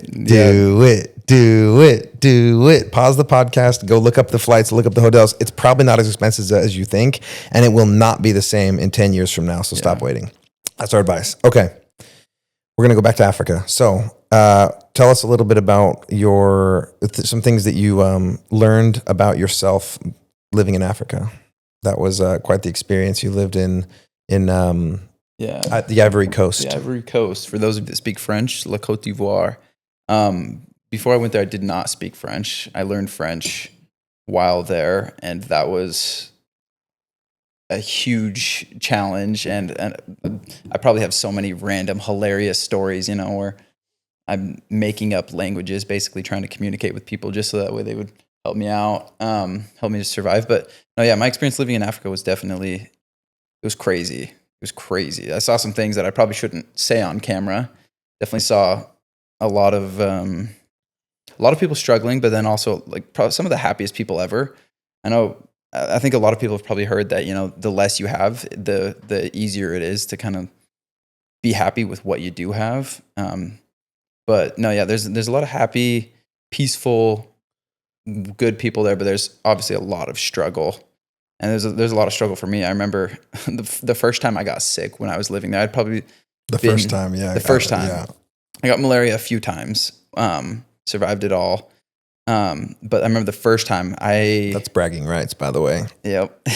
Multiple times malaria survivor. Yeah. Number one killer in Africa. I should probably get that on a shirt and sell that or something. Put that tatted on the arm. There's the merch. Mm-hmm. Instead of teardrops on the tattoos, you just got survival of malaria get hits. Little mosquitoes put on there or something. 3 or 4. I don't know. I have to look back. But the first time I remember I got sick, and 99% sure it was malaria. I'll tell you why I did not get checked for malaria. Me and one of my friends that was living in the house with me, he had gotten sick 6-8 hours before me. Then I fell sick right after him. And within about a week's span, I had lost 26 pounds, 28 pounds, something 28 like that. pounds in a week? In a week. That is the dream American diet. Yeah, I know. Get that mosquito over here and you can sell it faster than Ozempic. Maybe I had tapeworm. I don't know. But it was insane. Tapeworms always have given me the nasty. Ugh. I have photos of me and I was bone. I was bone sticking. I was just not good. But I remember losing so much weight. I remember going to the hospital with my friend and they check him and they check his blood and like, oh, you have malaria, which at the time USAID, I mean, may it rest in peace. It's probably almost all the way gone already now. Mm-hmm. They had funded a bunch of things over there. So basically anytime you walk into a hospital in Africa, doesn't matter what you have. You could have a cut on your finger, they're going to say you have malaria because then they get funding from America. And so they walk in. Hang on a second. So all these malaria numbers are skewed. No, then. that's 100% not accurate. And the Africans even know it. Like they'll tell you I vouch for this, by the way, because we both did live in Africa, different years, different countries, but I vouch for what he's saying. 100% true. Keep going. But I remember they go in, they check him like, oh, you have malaria. And we're all like, okay, yeah, but. Le palu. Yeah. If somebody sneezes, if you stub your toe, le palu, that's the malaria. I'm like, no, you stubbed your toe, you don't have malaria. Like, it's like, that's the go-to. Anyway. But yeah, so I remember hearing like horror stories of some other friends that were there that, they got sick and they just had them strewn out on the bed, just like butt naked. And the African doctors were like poking at them and like, oh, what's this? What's going on? But my friend goes there and come to find out, they're like, yeah, you have malaria. And I'm hanging out outside and I'm still going through it, just fighting for my life. Because I look in and he's sitting on it's not even like your typical medical bed. It's like a metal cot, looks super uncomfortable. There's probably like 5, 6, 7 nurses in there. And they have him on all fours and they pull his pants down. And I was like, whoa, what are we doing here? Wait, they have him on his hands and knees on the medical bed, like in the cat pose? Yeah. Those of you yoga fans, right? So he's like this and they're getting shot. Down? Yeah, they're getting shots and they're putting it in his butt. Not a syringe up his hole. Just to his butt cheek. Okay. Right? Well, why'd they have to have him in that pose though? I don't know. That part made no sense. But then again, with all due respects to Africa, I don't think they have. They're not known for their doctors. They're or medicine. Sophisticated. Yeah. It's techniques. Maybe they're voodoo doctors. But was this this guy? What was he African? No, he's from America, but he's like light skinned. So there, with a little bit of a tan, they thought he could have been or was from some spot in Africa. Huh. But anyways, so he gets. I'm just trying to figure out why they got him on all fours. That's what I'm. Just to stick him with some. I could probably give you 10 examples of random things that doctors did that in America, 100% malpractice. They're getting sued. Like, you're good. Yeah, they ain't got lawyers over there. Yeah, there is no law, right? Yeah. It's Africa. But after sitting there, I'm already dying. He's like, my rights have been violated. They're like, we don't have rights here. We don't do that. Yeah, you take get the britches down. You're breathing. Yeah, that's good enough. That's terrible. I remember dying. Like I said, I've been just shedding pounds by the day and looking in and seeing him on all fours and them giving him shots to his butt cheek. And I was like, you know what? I don't know what I have, but like I'll live on a prayer because that doesn't look any better than what I'm going through. Yep. And he was still sick for a couple days, whatever, but I ended up surviving that. And I think I built a little immunity because the next few times, like I lost some weights. That's crazy. Yeah. You probably didn't have much weight left to lose. You lost 28 in 1 week. I was bone. Yeah, you didn't have much weight left to go. Talk about malnutrition, malnourished. At least it wasn't tapeworm. You would have known if it was tapeworm. If it was tapeworm, I probably wouldn't be here right now. Unless you still have it in there and you didn't ever get it out. I mean, I'm not going to lie. I took probably an unprecedented amount of worm bombs, parasite cleanses. They're like, oh, take 1 or 2. I took them for like 8 days straight. Yeah. I was like, no. You're like, no, if it's in there, it's coming out. I'm telling you right now. Exactly. But no, Africa was crazy. There's so many wild stories. I mean, I got hit by a car there. Got in some car accidents. I wasn't driving in those. Taxi accidents, those are very common. You got hit by a car walking? Or you were walking. In a car? I was walking and he like swerved and so I tried to move and boom, nailed my elbow with what's it called? The rear view mirror. Just completely broke off and the guy like looked out the back and just kept driving. So. And this is one thing I said in my last podcast. You guys might remember it, but in Africa, the right of way goes to, there is no, he was at the stop sign, he's on the right side, or pedestrians go first. He who has the biggest car has the right of way. That's the only law in Africa. There's no stoplights. There's no stop signs. There's no traffic guard. It's if you get to an intersection and you're a dump truck and this one's a little sedan, the dump truck's going through because guess what? If the sedan tries, he's going to get pancaked. Exactly. So if you're a pedestrian, you are the lowest on the totem pole of the right of way. So that car's driving and you can hope to get out of the way in time where you can get hit. Those are the options. It's wild. Highly would recommend any part in Africa to anyone. But yeah, it was definitely an experience. Glad I survived. So you stories to tell about it. 28 pounds in a week is crazy. I lost 20. I lost about 21 in my first 3 weeks though. It wasn't my first week. I didn't get malaria. It was just I didn't know the language, so I didn't know how to ask where do we shop for food here? Yeah. Where's the market? And walking around doing this while I'm trying to learn another language. Hunger, rub my stomach like hunger, food. Like we had the same exact meal. every single morning and every single night. They ate Yep. twice a day, not 3 times. I think probably because of money was an issue. Yeah, So to be able to it's afford 3 meals a expensive. day is kind of a lot. And also Relatively. we were hustling. We were working so much, so hard, so fast. I had so many appointments that we were like, we don't have time to stop for food. And so every morning, my comp would make, he would make Omelets, fried plantains, an egg omelet. Yeah. Without fail. It was like tomato, maybe a pepper if we were lucky, and some onions in an egg omelet every single morning. And then he would get warm Nido milk. Now, Nido is a brand of powdered milk. That's the green one, right? It's yellow. Oh, the yellow yellow with one. the Oh, red wait, no, lid. yeah, Yellow sorry. with the red lid. Yeah. Sorry, yeah. There's only about 4 or 5 brands in all of Africa You got that a they blue all one, use. you got a yellow one, you got a green one. Yeah. And these people, it's like they're loyal like people are to Android or iPhone. They'll pick their brand and they won't deviate that for that brand for their entire generational cycle of like my grandkids use Nido, and that's the only brand we use in this household. Anyways, so he would get in the morning. Mind you, we are sweating the second we wake up because it's Africa. It's humid, it's hot, it's so like you're burning hot. So you wake up already in a sweat and you're like, well, let's get the day started. I'm already drenched. Like, let's get it on. And next thing you know, you go out into the kitchen. This man has a warm cup of stirred powdered milk. Good morning, Merry Christmas. I'm like, no, I'm not drinking that thing. Like, and plus, so we have the plantains, we have the omelet, and we have the warm milk. That was to start the day. When I say this, I don't exaggerate. This is all 7 days a week, the exact same thing, meal, the exact same breakfast. And then at night, this without fail. Imagine taking a whole fish, like a trout, probably like, or not a trout, but like about that size. So imagine you have a fish that's about anywhere from 4 inches to 10 inches long based on how much money you could afford to buy that big of a fish that day. That big of a fish, and you cut it open, you get the guts out, and you take that full fish, tail, skin, eyes, head, everything, and you just put oil in a pan and you just throw it on there and you just flip it once or twice while it's in there, and then you dump it on a plate. So you have this fish. We had bâton de manioc. So manioc, we'll talk about this, but fufu, manioc, cassava root is what it's also called. It's not the same as taro root, what they use in Polynesia, but it's very similar. It's a cousin. It's like it's a cousin to like a potato. So it's this root, like vegetable starch type of thing that they use, and they pound and they use the flour to make their main starch, which is like fufu and so this manioc is what they called it there. They would make it into these long, sticky, like gooey sticks, and you would chop those up. So we would have a fried fish with sticks of this sticky manioc potato stuff, and then a glob of red palm oil with chopped up leaves of some kind. And when I say this, I don't exaggerate this. Every type of leaf on every bush and every tree in Africa is eaten. Edible. Like I didn't say edible. It's eaten. It's eaten. Good correction. If it's edible, it's different. We don't know if it's edible.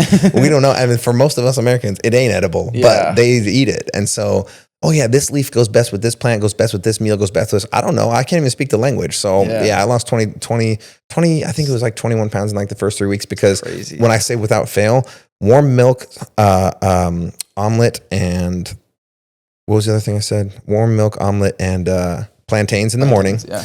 At night, fish, gooey manioc, and some kind of leaf that we had found throughout the day and just like chopped up and squished and cooked with this red palm oil. And like that was the exact same meal every single day without fail. We'd eat breakfast about 8 a.m. We'd have dinner about 9 p.m. And in between that, when I kid you not, look this up, Yaoundé, Cameroon. Look it up. It's the capital of Cameroon.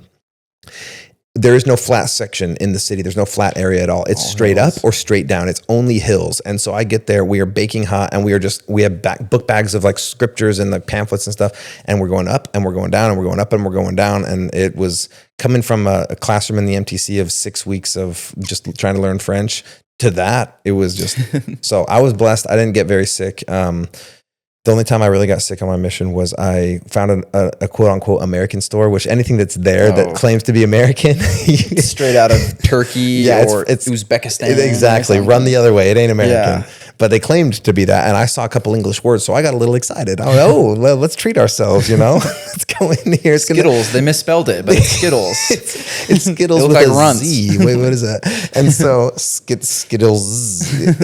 But you get overexcited and you're like, whatever, I miss home. Let's go eat. Let's go get some of this stuff.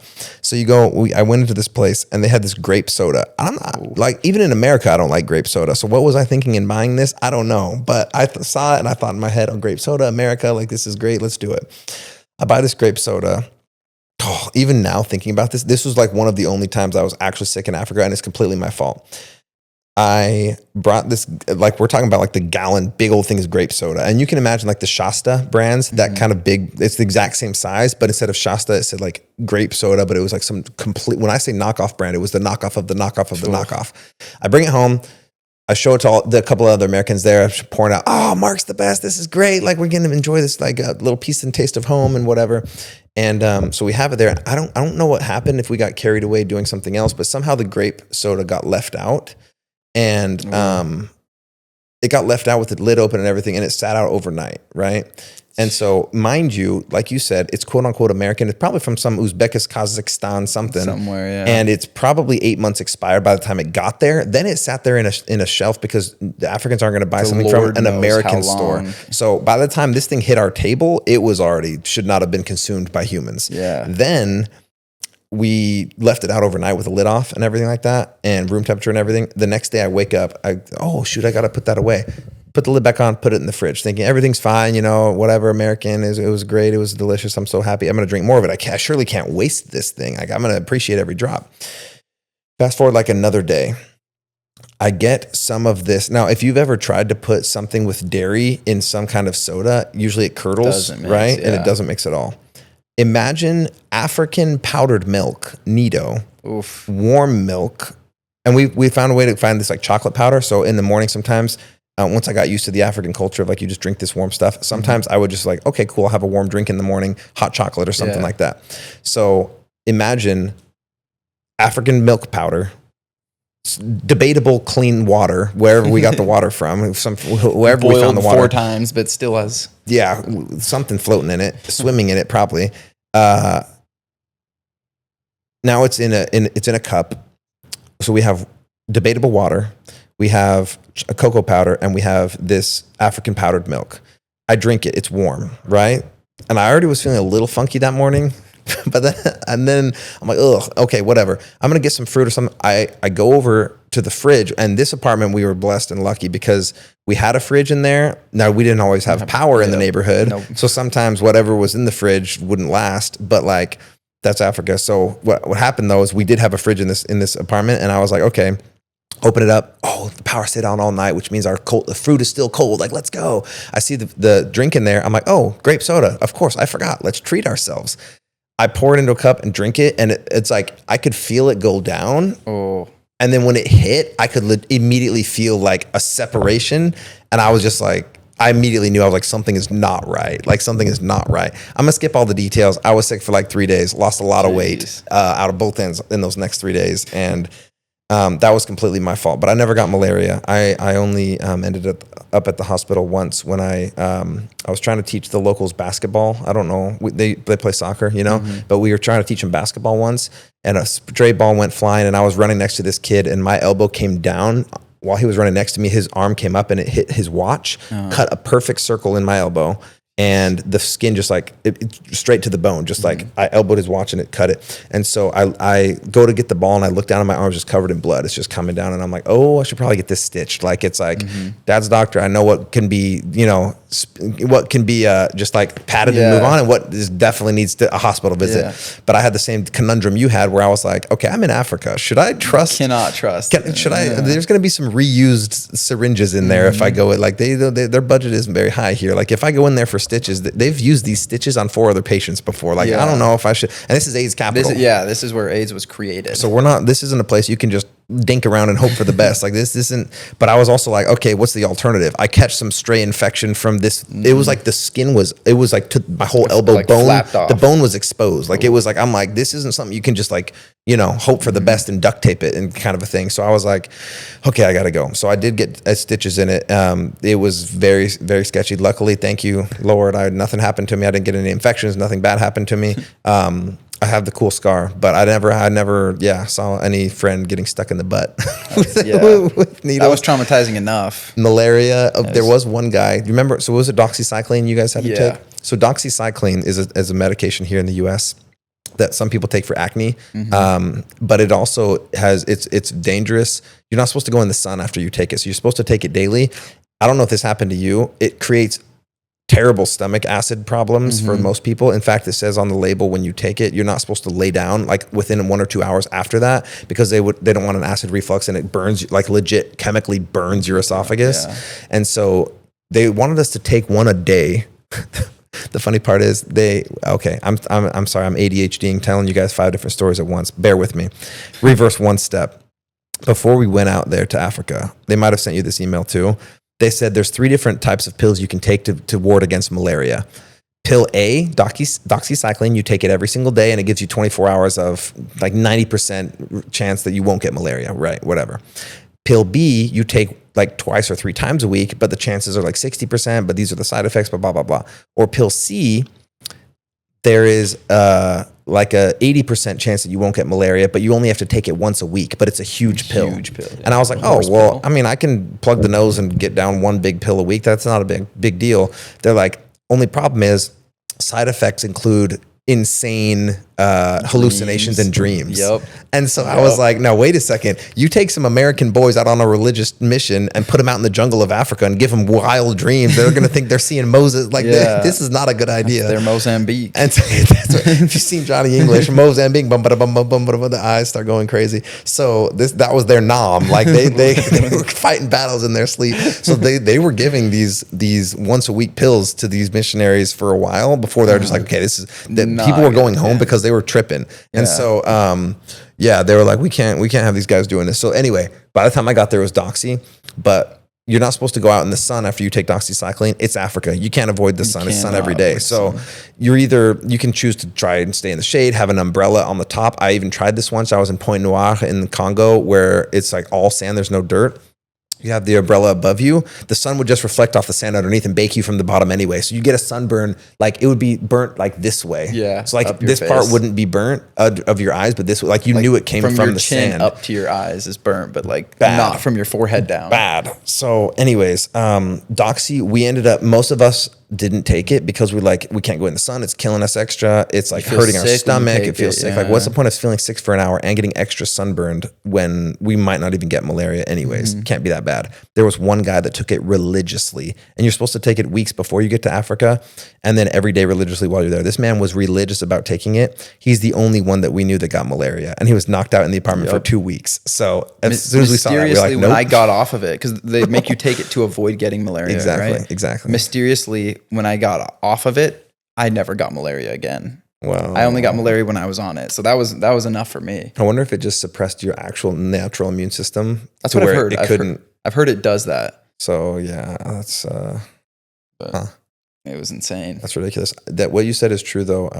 When people ask me, hey, what was it like living in Africa? I'm like, well, this is what I would tell them when I got home. First off, you tell them some cool stories and whatever. And then at a certain point, I was like, I'm tired of telling stories. So my go-to answer was, oh, so what was it like living in Africa? And I'm like, well, you wouldn't believe me if I told you. No, literally. And then I would just sit there quietly and look at them, and they'd be like, and then I just slowly walk away. Yeah, and they're like, this isn't Mexico. This is, you wouldn't believe me if I told you. And they're like they didn't know how to say it. And then I just sneak off and just like fade into the distance. So I have this aura, this like lingering memory that some people have of me that like I like did some crazy stuff over there, which I didn't. I mean, there were crazy stories, but it's not like, I don't know. Yeah. People think, I don't know.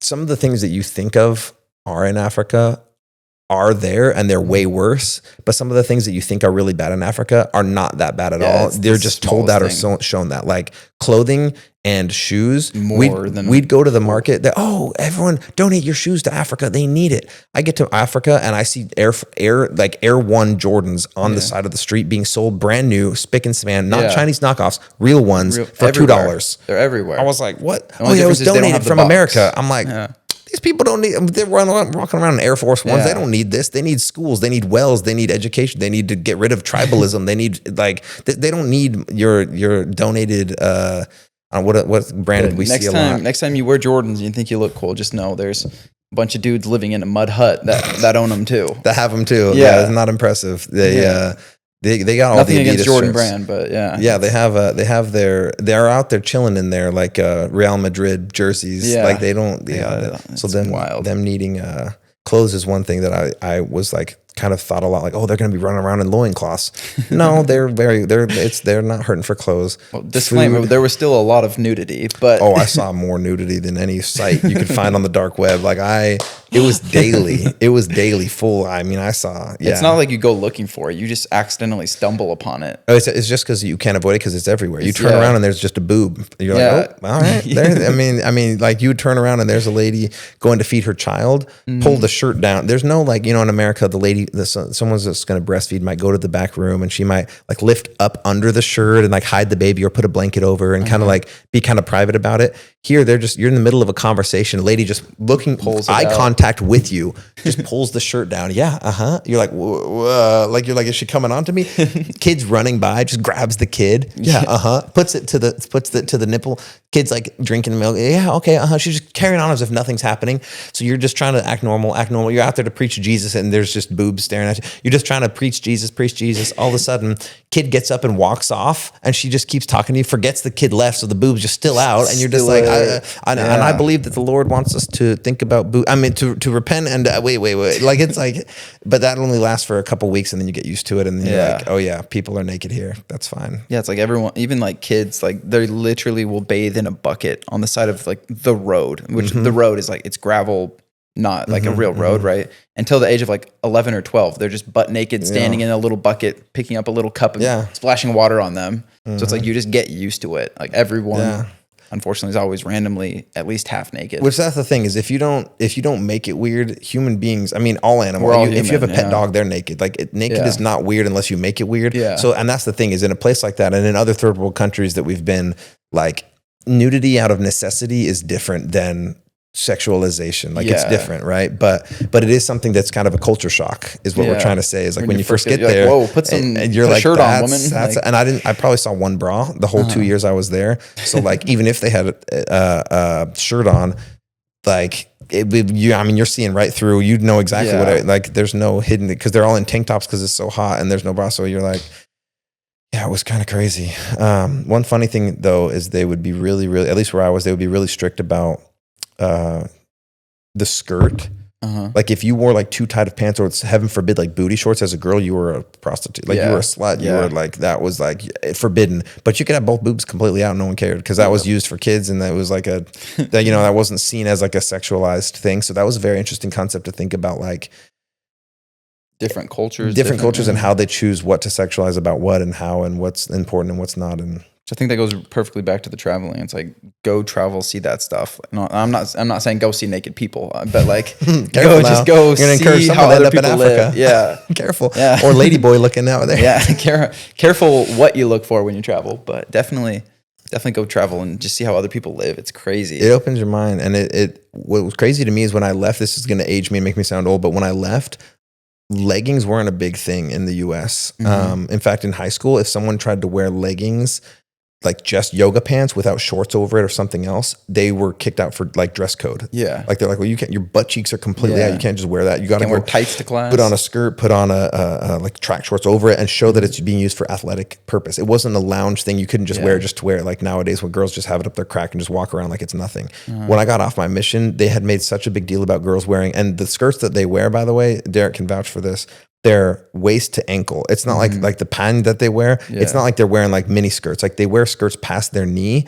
And so it's long skirts. And then I got back to the US and yoga pants had kicked in. Lulu wasn't really a big thing yet, but for sure yoga pants had. So girls were just walking around in tights everywhere. And I was like tripping like, wait, so I saw boobs every single day I was there, boobs everywhere. So like, it's just like the same as a dude. I'm just like, boobs. Just anatomy. It's like, you don't think twice about it. I didn't see, like, from a waist down, everything was like skirt. Then I got back to the US and all girls are like covered completely up on the breast, but just yoga pants where you can see everything. I was like, wait. Like I had to recalibrate and get used to the Western world.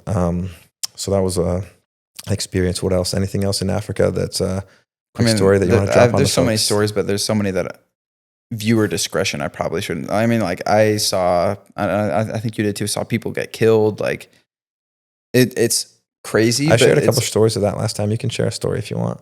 I told a couple stories of people getting killed. I mean, I guess I'll say one because it's kind of sad, but it is pretty messed up. It was the first one, and like it really shook me up for like the first probably 2 or 3 weeks. It was hard for me to sleep and like not think about it. But there was a guy and he had gotten caught molesting a little girl. And so I don't know how much anyone knows about Africa, but they don't have laws. Like they want to say they do, they don't. It's so corrupt and like confusing. So basically the community, they take care of it. They just take everything into their own hand. Yeah. Basically like mob mentality type of thing. Right. And like, it's a huge saying in Africa, especially in French speaking Africa, that like it takes a village to raise a kid. And it's very true. Like no one mom is only a mom to one kid. Like she's a kid to every kid in the neighborhood, in the village, whatever. Like she'll slap the kid if the kid needs to be slapped, whatever, you know? But they caught this guy molesting a little girl. And so they obviously pulled her off and did something, I don't know. But then they pulled him out into the street, and as like a public display of like, you don't do this, they got machetes and shovels and just started hacking at his limbs. So he's sitting kind of like how I'm sitting, like on his butt. Oh, he's his sitting? arms and legs up like this, trying to move. But just imagine his arms are just chopped and flopping in his legs. And then they kept taking a shovel, hitting him to the head, hitting him to the back, hitting him to the arms that you can see broken bones. And it's like none of his legs were still intact. And it was just, I've never seen a body mangled like that. Like I've seen people dead, but like I've never seen someone like actively in the process of being killed. Yes, that's different. That's different. That's no amount of movies you watch can prepare you for that. Yeah, like that's just different. Like, especially to see him still breathing.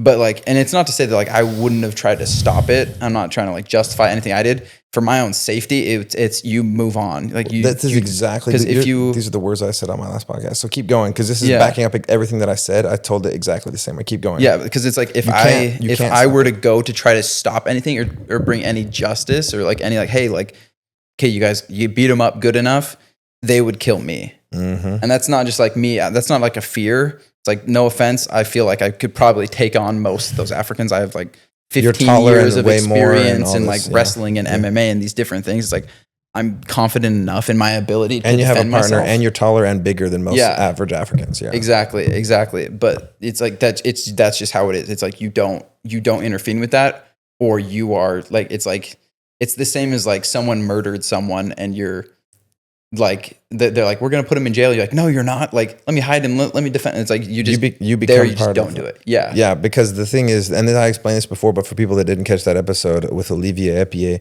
what happened with that, I think that was the 3rd episode that was published. We talked a lot about Africa as well. But what we said was, in Africa, like this guy got caught molesting a little girl.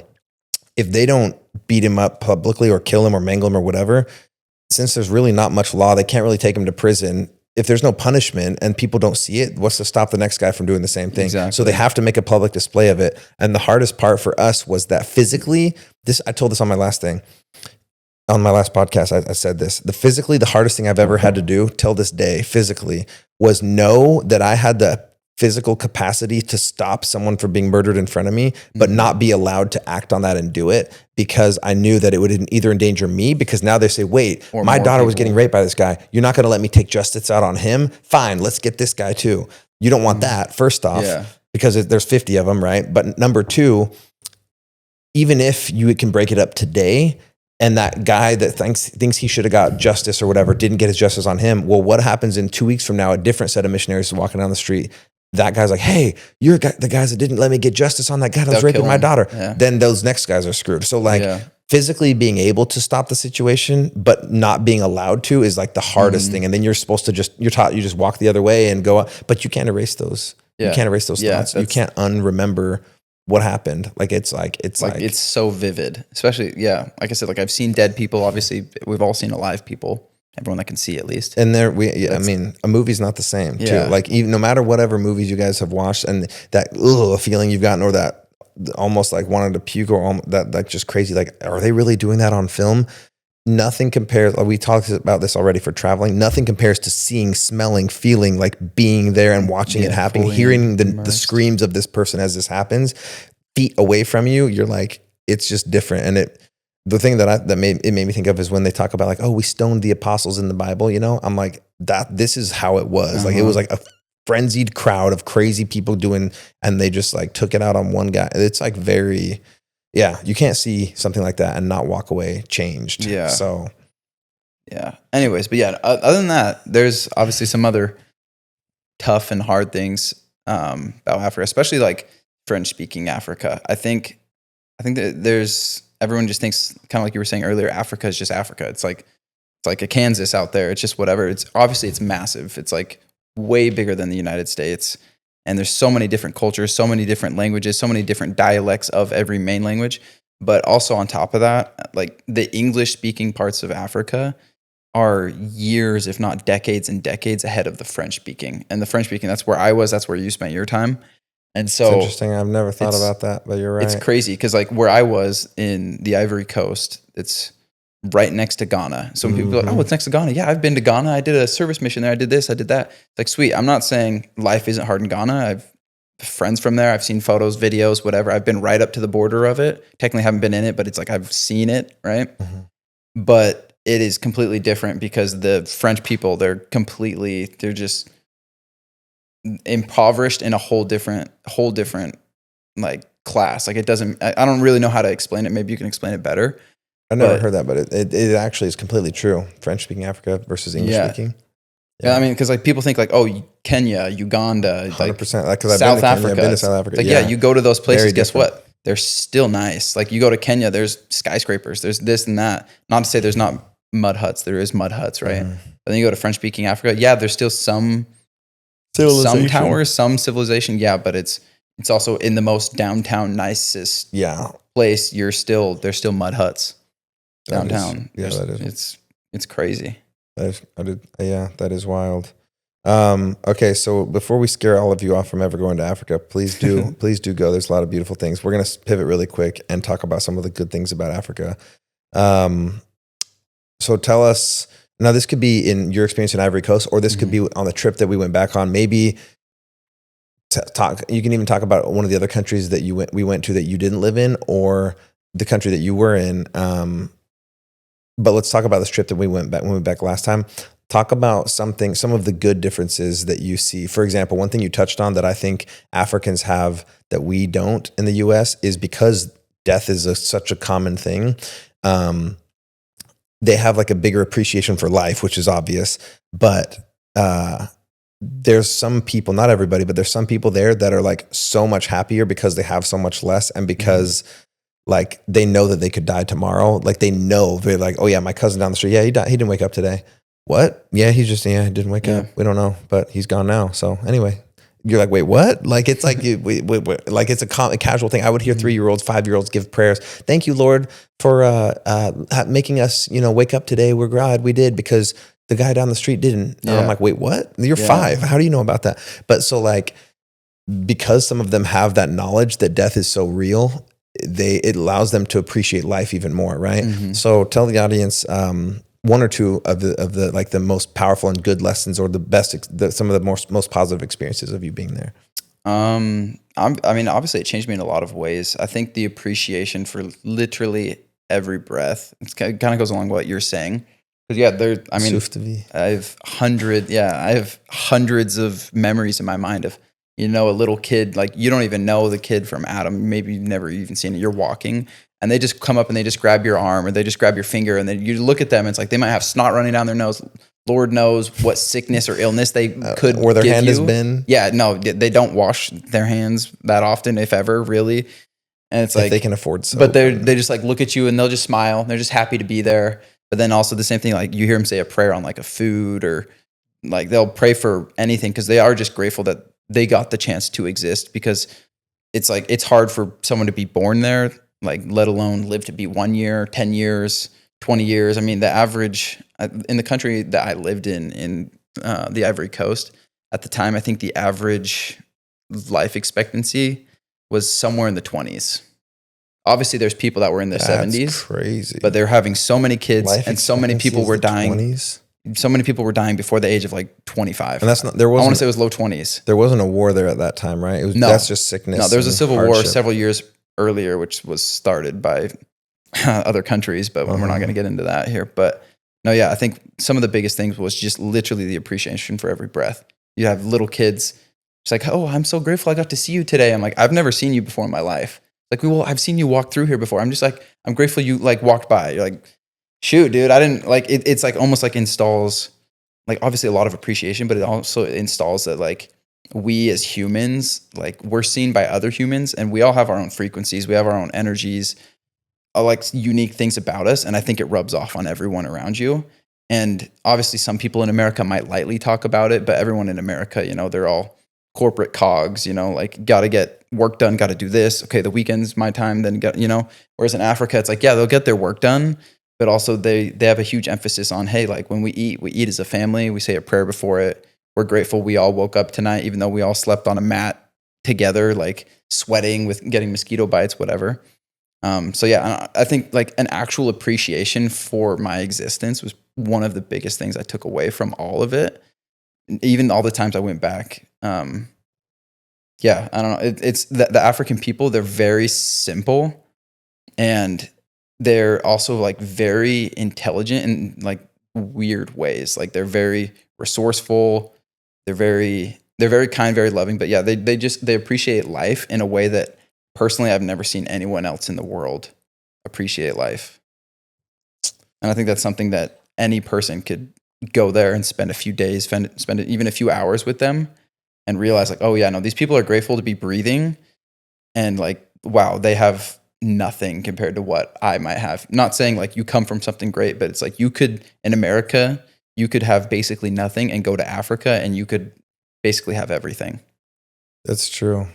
Yeah, that is very true. One of my most vivid memories of that is I walked out of meeting with a family once, and there was their youngest son. His name was King David, Roi David, but he was tiny, David. Cutest dude, cutest kid, big old bulbous head, but little body, and he was beaming ear to ear, happiest kid. I'm like, what is he so happy about? Points down to the ground. There was a little stick that he had found, and about 6 inches on this side of it were 2 snails. And he was watching to see which one would get to the stick first. And he was stoked out of his mind to be watching his snail race. And he was so proud that he had set up this little race. He was like so 5 years old. And the size of his smile, I was like, this is not what? Like it wasn't even about the snails. That part kind of got me to like second take. Yeah. But the pure joy, I was like, this is not what we are taught happiness is at all. Like this is not. Yeah, it makes you... They're grateful for everything. Like everything, whether it's big, small. Like they get in a taxi.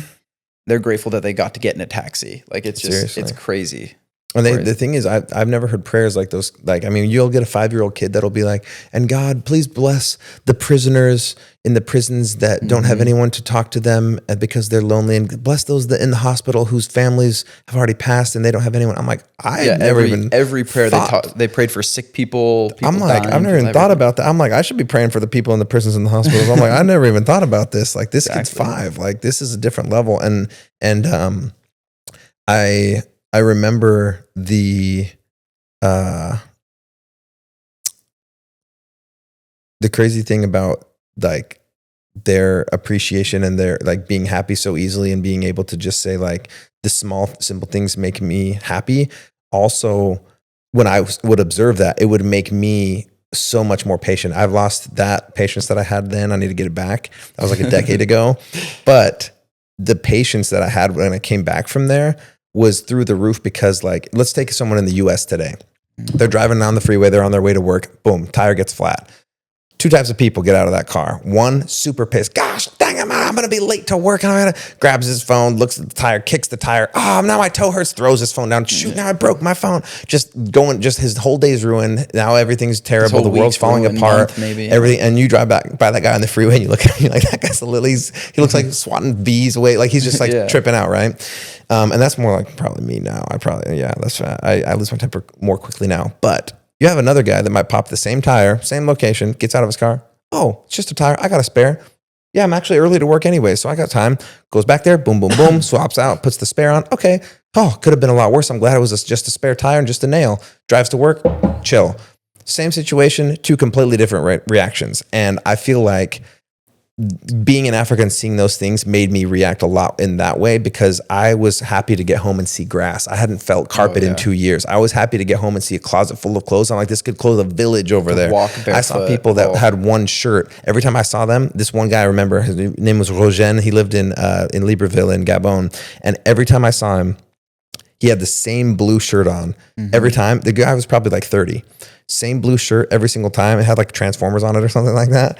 But every time I saw him, same shirt, same jeans, and same shoes, by the way. Not just same shirt, same whole outfit. And I saw this man probably 12 to 15 times over the course of like 2 or 3 months. Every time I saw him, exact same outfit. He didn't own any other clothes, but every time I saw them, they were pristine. Like they had just been washed, cared for. Almost, every time I saw them, they were nicer than what I was wearing. I was like, these people, like, they don't have much, but they take care of what they have. They don't have washing machines. They're appreciative. Or anything like that. At least not when we were there. Yeah. Oh, heck no. And wash everything by hand. No way. Yeah. So it was awesome though, because what they did have, they took a lot of care of. They were very grateful for, and then seeing that made me more appreciative and like patient and like, oh, wow, I need to like count my blessings and take a step back and realize that whatever's worth. I think there's a lot that I learned from the times I've been in Africa and living there that's definitely set me up to be where I am now. And it's like it's kind of like we said from the start. It's like traveling will change your perspective. Being immersed, like I said, nothing against being at a resort. That's great, right? But being in it's like you said, smelling, tasting, being a part of the area that you go and travel to will definitely change you. And I think there's a lot of things that they might be smaller, right? It's not like I learned how to wash my clothes by hand. I don't do that today. I haven't done it since then. I hope I never have to. I don't care what it takes. I will avoid that. It sucks. It's hard. It takes forever.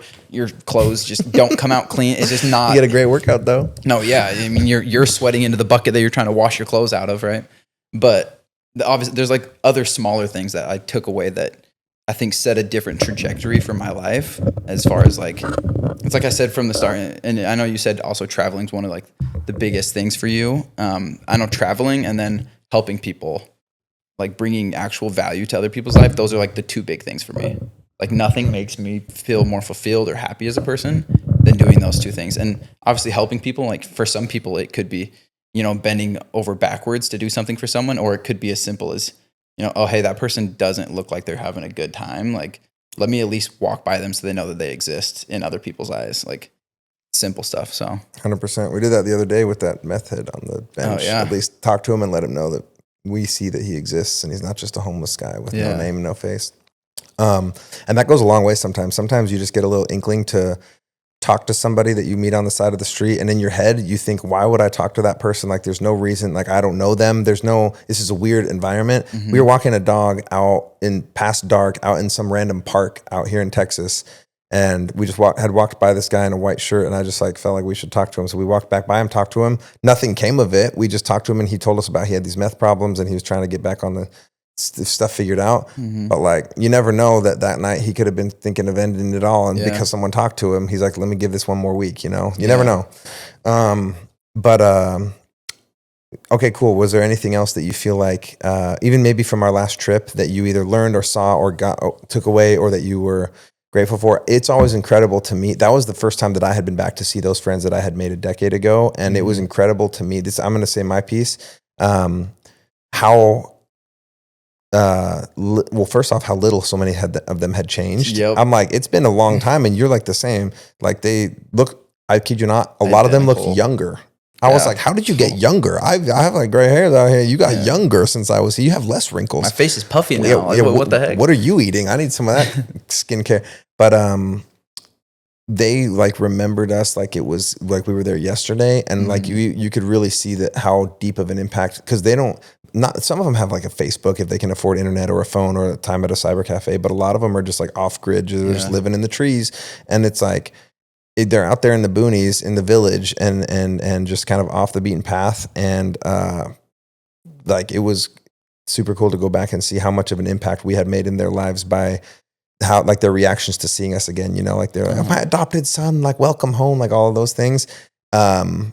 It's cool to know that you have friends like on the other side of the world that are like almost close to family, that it feels like a dream sometimes, that you're just like, that was another life and another time, and that wasn't even me, and it was planet, it feels like. But it was crazy to go back and be like, as a normal, like non-missionary person, just like a regular civilian, and be like, this was real and this happened and you guys are actually here. This wasn't, that was wild. But is there anything else that you want to add that you learned, appreciated, enjoyed about Africa in general? If not, there's so much, but I mean, I just to keep it kind of broad, just because, like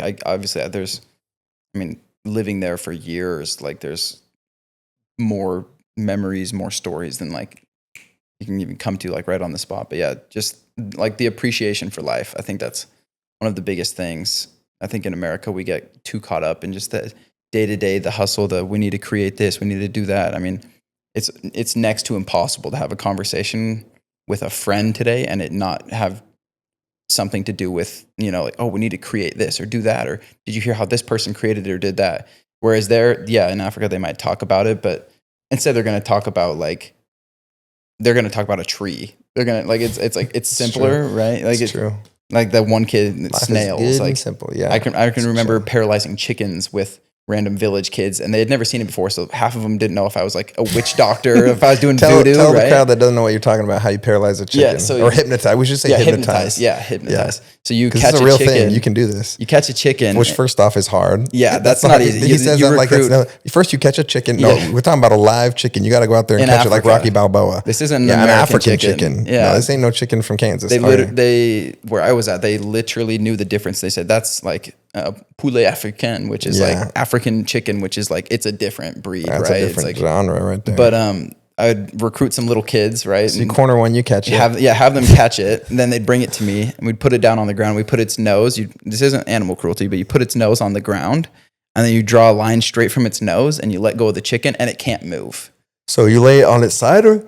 Kind of, yeah. You just like set it down. Okay, so you lay it like it's gonna sit down. Yeah, kind of like a roosting hen. But then you put its head forward so that its nose is resting, so that its beak is on the flat. Yeah, so its beak is like basically either flat or like kind of just on the dirt. Right? So its head's on the dirt, and it's looking forward. So when you draw a line from its beak towards you, you're drawing a straight line away from its beak. And that you do that like a couple times. Yeah, well, no, you do it. You can do one line and it hypnotizes it, and the chicken will just sit there and it won't move. So when you let go of the chicken, it just is frozen there. Yeah, you'd think it would get up and run away, but because you did that, it's now like cross-eyed and its brain twisted and it can't move. I mean, if any of you have a chicken, try it. If you don't, look it up on YouTube. It is a thing. Like chicken you literally draw a line and the chicken will just sit there frozen. Sometimes it might be like 5 seconds. Sometimes it might be 30, but for some of these African kids, they're like, who is this man? They're used to seeing a chicken running at all times. Yeah, they're not used to, like, you walk towards a chicken, it walks away, you know?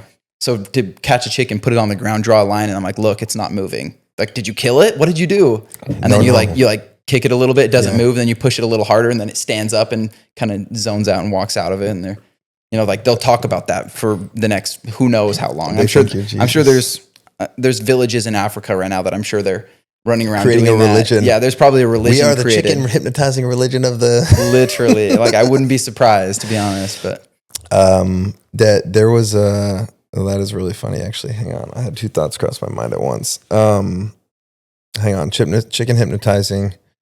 Shoot, there was one other thing I was going to say. Let me say this side tangent, and I'll come back to it. Did you hear about the religion that got started in like somewhere in like Malaysia or one of those islands out there after World War II? Did you hear about this? Oh, is it like the plane? Yeah. Did you hear about this? I think so. Let me tell this story. Hopefully I don't butcher it. Fact checkers, do whatever you want to do with this story, but I'm pretty sure this is how it went.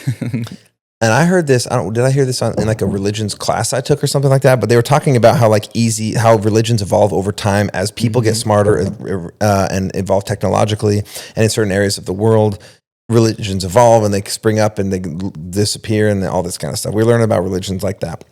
And they said there was this one religion that planes were coming back, and I might mess this part up, so this is where I'm like, be loose with the critiques here. I think it was somewhere in Malaysia, Philippines, somewhere in all those islands in the Pacific, and planes were coming back from World War II. I don't know if it was like they were in like Taiwan, Hong Kong. I don't know where they were, but they were coming back and they were flying over these islands. Well, as they were flying back, they had all these supplies that the soldiers had. So we're talking huge crates and the crates were full of like MREs and matches and flashlights and like might be an inflatable boat. There could be some guns in there, knives, like had just all kinds of supplies Jeep, for like, the soldiers. who knows, Whatever's in there, right? So they had these huge crates.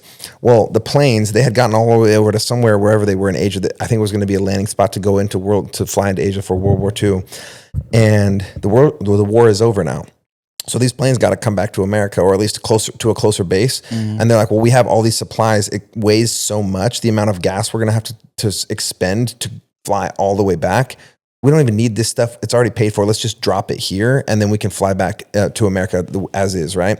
So what happened was they had dropped some of these supply depots off as they were flying over these islands. And we're talking about like a huge crate that weighs a few hundred pounds. Had just like they would drop it out the back, and then a parachute would spring, and it would just kind of float down, right? Fast forward like 40 years, 50 years, and they went back to some of these tiny little islands that these people had flown over, and they found one. I'm going to do my best on the story, where these people had like cave paintings, and like they had carved something that looked like planes out of wood. And they were like worshiping these things. They had idols to them. They had like paintings of them and stories about them.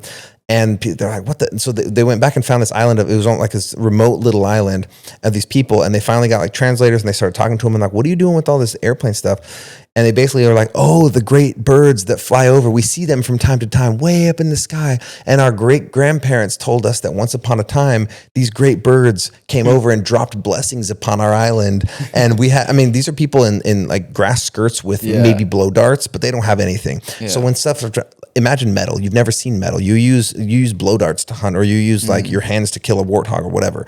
All of a sudden, a metal knife falls out. You don't know what metal is. You're like, what is this material that can break rock? A hammer falls out. A match. Imagine you light a lighter. Like they're like, what the heck is this stuff? An MRE. They've never tasted sugar before besides a papaya. They open a thing full of peanut butter and jelly. Their brain is blown, right? Yeah. So this crate of the magical stuff falls out of the sky as this plane flies over. So all they know is every now and then they'll see a plane way up there, and they're just praying to it. They're doing like fire dance, like please drop your blessings upon. Young, maybe, that's what I'm saying. They're like all your oldest daughters to the fire. Like they're just like doing all this stuff. Invented an entire religion over these like mystical metal birds that would fly over. And our great grandparents said they dropped blessings from on high, and we still have the old rusty knife over there by great grandpa's skull. And pray to it every night. And so it was just funny to like, to like think about like a religion starting up over that. But that's like in history, some of the things are that fragile. It just reminded me of that when you said these kids were so blown away by you with the chicken that you might have started a chicken religion out there in the forest somewhere. I'll go back in a few years and see. That's all it takes. I had kids that would I'd be sitting there, and my arm hair and leg hair is blonde for whatever reason. And like my hair is brown, but my arm hair and leg hair is blonde. And I would be sitting there talking to a family, and I would just feel a little pinch. And I'm thinking like, I'm in Africa, some bug bit me or something. So I'm like, what the? I look over, and there's some little kid, pulling hairs. He would just pluck the hairs and he would say, so in the French language, there's hair. So in English, we just say hair, right? Yeah. And that can mean, well, no, I'm sorry. Let me rephrase. There's hair and there's fur. Like a bear has fur, right? In French, they have the same two words. They have hair, and then they also have fur. And what would happen is, if you see the average African, they don't have arm hair. If they do, it's very little, and it's like curly, right? Well, you have straight white people arm hair, and it's blonde. They never seen anything like that, and there's a lot more of it on the average white person, I feel like, than the average African. And so they would be sitting there just blown away, and they'd be like, Mom, he has fur. No, guys, come here. He has fur. And they'd be like plucking at the little arm hairs, just like tripping out that this was like, what kind of creature came into our home kind of a thing. There was stuff like that would happen all the time, where you'd catch the occasional like 2-year-old in a village that had never seen a white man, and just staring at you, just like drops what they're doing, mouth open, and you just or they start crying. I remember the amount of times I scared people, Mama, and they just run just crying. Because you were walking down the street, and they're like, what is this creature? That was hilarious. How often did you get offered a wife while you were there? Probably only like 2 or 3 times a day. Yeah, it was literally so often, daily. There was even like the married woman, which sounds terrible to say, right? But they're like, if you want, you can take me back. I'm like, you have 9 children. And you're 3 times my age. From 8 different men. Like, thank you. I'll work on that later. Yeah, we ain't doing all that. We're open to charity, but not that kind. Yeah. Yeah, no, that is a real thing. On my first, I told you, I mean, we didn't really speak French when we got there. We knew snippets of words, but even the French that they spoke It was like French. was not, well, no, the African French. I mean, they spoke like 5 tribal languages and then French. So even their French wasn't real French. So it's Yeah. like the French we learned and then their French. We were like, what language is this? So my first couple of days I was there, I remember my companion telling me, and he didn't speak much English either, but he kind of translated to me. He's like, we'd walk by and these people, these girls would be like waving to us. Like, I'm like, oh, hi. And he's like, oh, don't wave to them. I'm like, why are they waving to us? No, they want you to come give them a child. I'm like, I don't have any. They're like, no, they want you to enter in the home of all those women and give them children. I'm like, oh yeah, we got to get out of here. We got to. I'm like, no.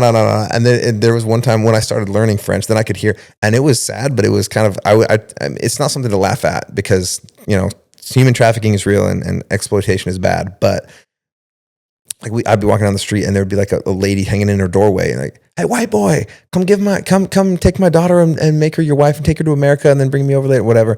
I'm like, ma'am, that girl is like 7. Yep. Oh no, but don't worry. She knows how to cook and she'll make a good wife. Just take her now. And then when she grows up, you know, all that. Yeah. Do you hear what you're saying? Like, I really hope you're kidding because I don't think you really are deep down. Straight to CPS if you do that in America. Oh no. Yeah. No, well, I mean, that's not even a thought, but yeah, so she'd be like, oh yeah, but she'll be fine. Like she knows how to cook and clean and the rest can figure itself out. I'm like, that's not how it works. She's 7 or 9 or something. And then she would be like, hey, my husband isn't home till later on. Come on in. You don't even like these words. Like you don't even need to stay around. I just need a child of your skin color. Like I was like, what is with it? Like it's crazy. Yeah. But Africa's not the only place. I mean, this happens all over the world in third world countries where they just have this illusion that either American or lighter skin means more wealth, means better life, means I should try and have a child with this person. And yeah, it's pretty savage. It's funny, but it's really sad also. It's yeah, so that happened a lot. I wanted to make sure the experience was the same for you as for me, where you get offered a bride about 3 times an hour while you're out there. Insane. It got old. But anyway, yeah, that was Africa. So there's more we can go into on Africa, but we've been blathering on a lot about that. So we'll skip past the Africa side for now. Anywhere recently that you've traveled that was really transformative for you?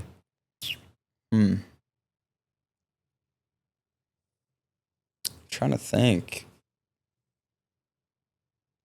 I mean, the last several months, most of my travel has just been in America. Well, just been. There's people that ain't never left the state they were born in. True. So yeah, I mean, come on now. Yeah, it was good. I mean, being here in Texas the last couple of days was good. I was in Hawaii for most of the month of October. That was super good. I mean, I went to like some self-reflection meditations and just like kind of just dug into self progress, do whatever, because at that time, you know, I was getting ready for the next step of my career and whatnot, and so that was good. Well, what'd you learn? Come on now, you self-reflected. Give us some nuggets here. What can we get from that? I mean, a lot of it was, like I said, self-reflection. So off the top of my mind, like I don't have like specific like do this. Like I don't have like some Einstein come to realization, but a lot of it was just like being cognizant of everything you say and everything you do and like how you treat yourself, because how you treat yourself inward, like on the inside, is exactly how you will portray yourself outward. Like if you don't feel good about yourself, guess what? You're going to portray that on everybody else in whatever facet that is, right? Whether that's, you know, how you feel physically or mentally or socially, whatever, you know, if like we all have either been in the situation or been with someone that's in the situation that's like, oh, I'm an introvert. Everyone's an introvert, but guess what? Everyone's an extrovert also. It just depends on the situation, the level of their comfort, all these different things. That's a bar right there. So, everyone is an introvert, but everyone can be an extrovert or vice versa. Yeah, exactly. It just depends. You have that in you. Yeah. And it's like naturally I'm more of a quiet, collective, kind of reclusive person. That doesn't mean I don't pay attention to what goes on around me. You can flip that switch if you need to. Yeah, no, I feel like I'm a very detail-oriented person, and I think people who've gotten close to me have noticed that, and they know that like I can pick up a lot of details about a lot of different things, a lot of different people.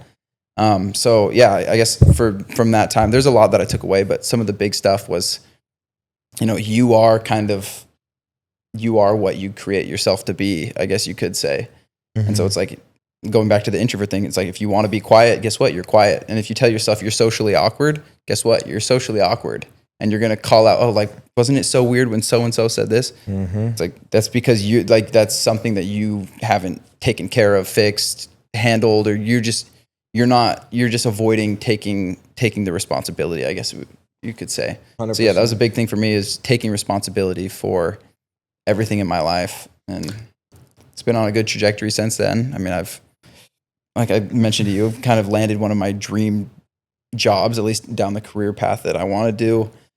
It's just, I don't know, it's painting the long run. I wouldn't say everything I want in life I have now, because I don't, but I feel like this year is obviously a big year. There's a lot of big change, but I think big change, big challenges bring, bigger blessings, bigger opportunities. And so it was good. It was definitely like a transformative time for me, especially just to step back. I feel like, me personally, and I'm sure other people have this too, we spend so much time running forward, and we might like glance over our shoulder a little bit, but very, very seldom do we stop and like actually be like, okay, what's going on? Like, I stop and everything I'm doing just ran past me, and now I can see it. And we're not talking about, I work a 9 to 5. Friday, I can finally decompress and like enjoy my weekend and get through. We're saying like a true step back. Yeah. True reset, true big self-assessment time. Mm-hmm. Yeah.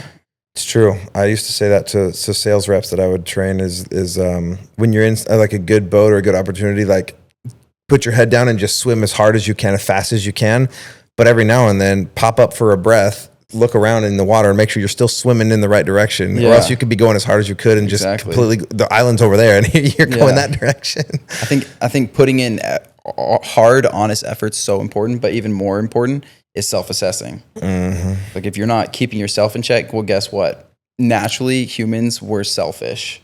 So if you're not keeping yourself in check, you might have a spouse or a companion or a friend or a sibling or a parent, someone that might, check you every now and then. But at the end of the day, no one cares more about your progress and the direction you're going more than yourself. So it's just as important, in my opinion, to have periodic self-assessments as it is to make sure that you are putting in the work, heading where you want to be, heading wherever that is. Because I mean, everybody, that's, I mean, a beautiful part of life is you can choose whatever you want to do, wherever you want to go, and whatever you want to become. That's something that, I think a lot of people don't feel that. I think that they feel helpless, or that they're so stuck in what they're doing now that there's not a lot of room to move. And like that you hear, that you can't teach an old dog new tricks. And especially people that as they get older or more advanced in a certain career, they feel like they can't pivot from that. They can't choose to do anything else. I've been a carpenter for 25 years. I can't go off and be my dream, which was to be an electrician this whole time, or to build sailboats, or to, do something completely different. I'm just in this now. This is the groove that I'm in. And now I have a family to take care of, or I have something where I'll lose this if I get rid of that. But it's like, life's too short to not be doing something that you're passionate about. And it's okay to realize that passions change. And so you can be completely passionate about something now and love that. But if that runs out, I'm not saying that, I have friends that start a new job every 3 weeks, it seems like, because I like that, but then I hated it, but then I moved on to the next thing. I'm not saying that. Don't be a hopper like that. But it's okay to realize that the path that I'm going on now served me maybe once, or maybe it never did, but I just kind of fell into it by accident. But especially if it served me once, but it doesn't serve me anymore, I have the power to stop, breathe, step back, self-assess, reflect, and see, is this really taking me where I want to go? And if it's not, to change it. Because people don't understand that. They might understand, but maybe, I don't know if a lot of them don't have the courage, or they're not honest with themselves, that they made choices that got them into the situation that they're in. And that could be a beautiful or a terrible thing. But the beautiful thing is they can also make choices to get themselves out of it. Right. And if they're in a place that they love and they love the way things are going, then they can continue to make choices that can excel that even to a higher level. So I think if most people internalize that one principle, the world would be a different place, a much better place. If people took self-accountability, they reflected more. And like you said, if they were more honest, raw, real, and like just deep diving into themselves, and really were a friend with themselves, they would be a friend with the world. Like it's potent what you said, that the way that people treat the outside world and the people around them is a reflection of how they feel about themselves. Because I've never met many mean people that were mean towards the outside that loved themselves. Yeah. And vice versa. I've never met many people that love themselves and hate everybody else around them. Yeah, you're narcissists, but they don't really love themselves. Yeah. When you dig deep enough, it's not surface level. It's a whole complex. It's not actual love. So anyways, it's solid. Anything that you wanted to talk about the current career that you guys said you got a little bit into your dream career? Yeah. I kind of stumbled into it. I'll share lightly because I mean, I didn't think I would stumble into it to be completely honest. It was kind of like luck of the draw. But what I'm doing now is private equity. And in private equity, there's obviously a lot of different roles that you can do. But I am on the acquisitions side. And so my full-time job right now, which is amazing, I love it. I get to call and talk to business owners and pitch them on the idea of selling me their company, which is pretty fun. That's not something that most people, pretty freshly out of college with a degree get to do. That's usually, like if you get to ever do that, like getting into private equity alone is pretty difficult, right? It's either you have to have, I know you were applying for a long time. Yeah. And I had a lot of opportunities to do, sales at startups, do this, do that. But ultimately I knew what I wanted to be doing in like 10, 15, 20 years maybe. And I didn't know how I would get there. Not that I didn't want to take the traditional path. The traditional path didn't feel right for me. And so, eventually stumbled on this. And so now it's great. Like I said, I call business owners, I talk to them. There's several that want to sell their businesses. They don't always meet the requirements that we would like to purchase them for, like if they're not, because when it comes down to private equity, it's all about cash flow. Every business, it's about cash flow. The business, if you're not cash flowing in a business, you don't have a business. You have an experiment, and wait, say that again slower for those that didn't catch it. Yeah, if you're not cash flowing in a business, it's an experiment. It's the same thing. If you have cash flow in a business, you don't have a business. You have an experiment. Yeah, and a failing one. Yeah, maybe it's fun, but you. like at that point, it's congrats. You have a hobby. Like there you go. Like some people turn hobbies into into incomes and such. But it's the same thing. Like I know we mentioned it earlier. There's so many people all over the United States, I'm sure throughout the whole world, that they're like, oh, I need to start this business. I need to do this. I need to do that. But honestly, until you have cash flow coming in, you have an idea, you have an experiment. There you go. It's not until you have something that's actually making money. So it's really cool to be able to kind of pick apart businesses, talk with the owner, see how they started, why they maybe don't want to keep doing it.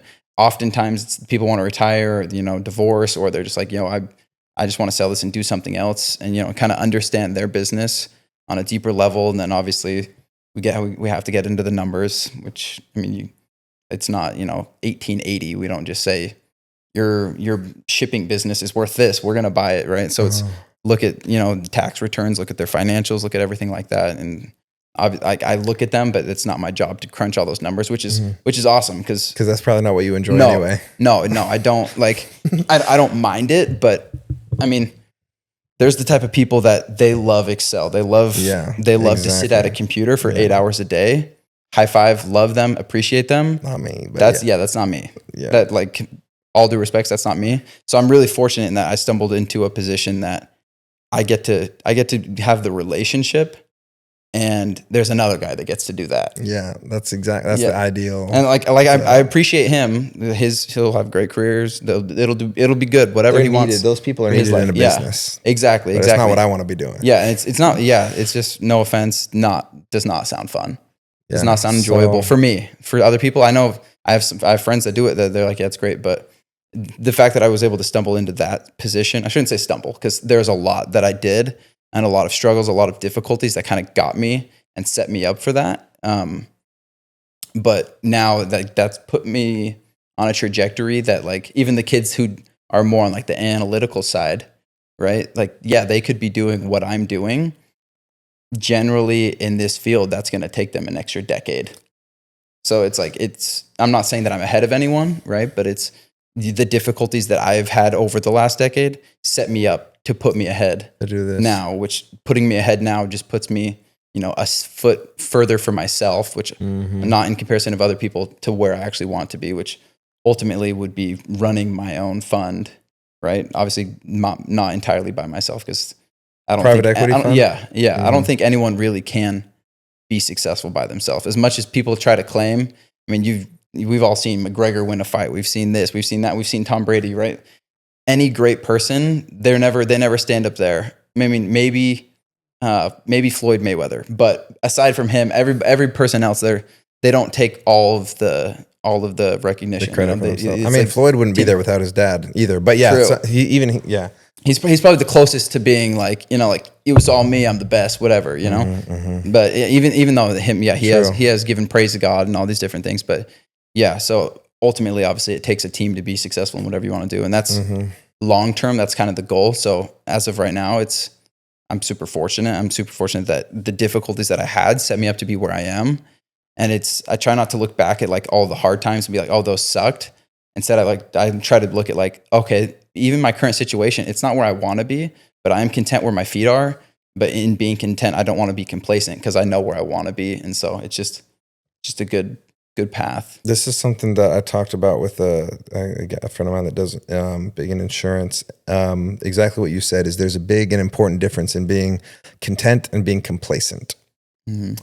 Content and complacent. Tell us the difference between those two, because you just nailed it on the head. But this is very important for a lot of people because that's a fine line. But if you can master that, you're going to have an exciting, fruitful, fulfilling life. And if you don't, you're going to be miserable no matter what. Yeah. So tell us the difference between complacent and content. Yeah, I mean, other people might be able to explain it better, define it better. But being content is appreciating, I think, where you're at.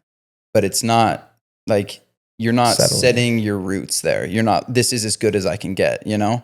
And unfortunately, there's a lot of that in like the work culture and a lot of the lifestyle culture in America where it's like, oh, like a lot of my friends, we went to school, studied finance. They got that job. They might be going to a big bank. They might be doing this. They might be doing that.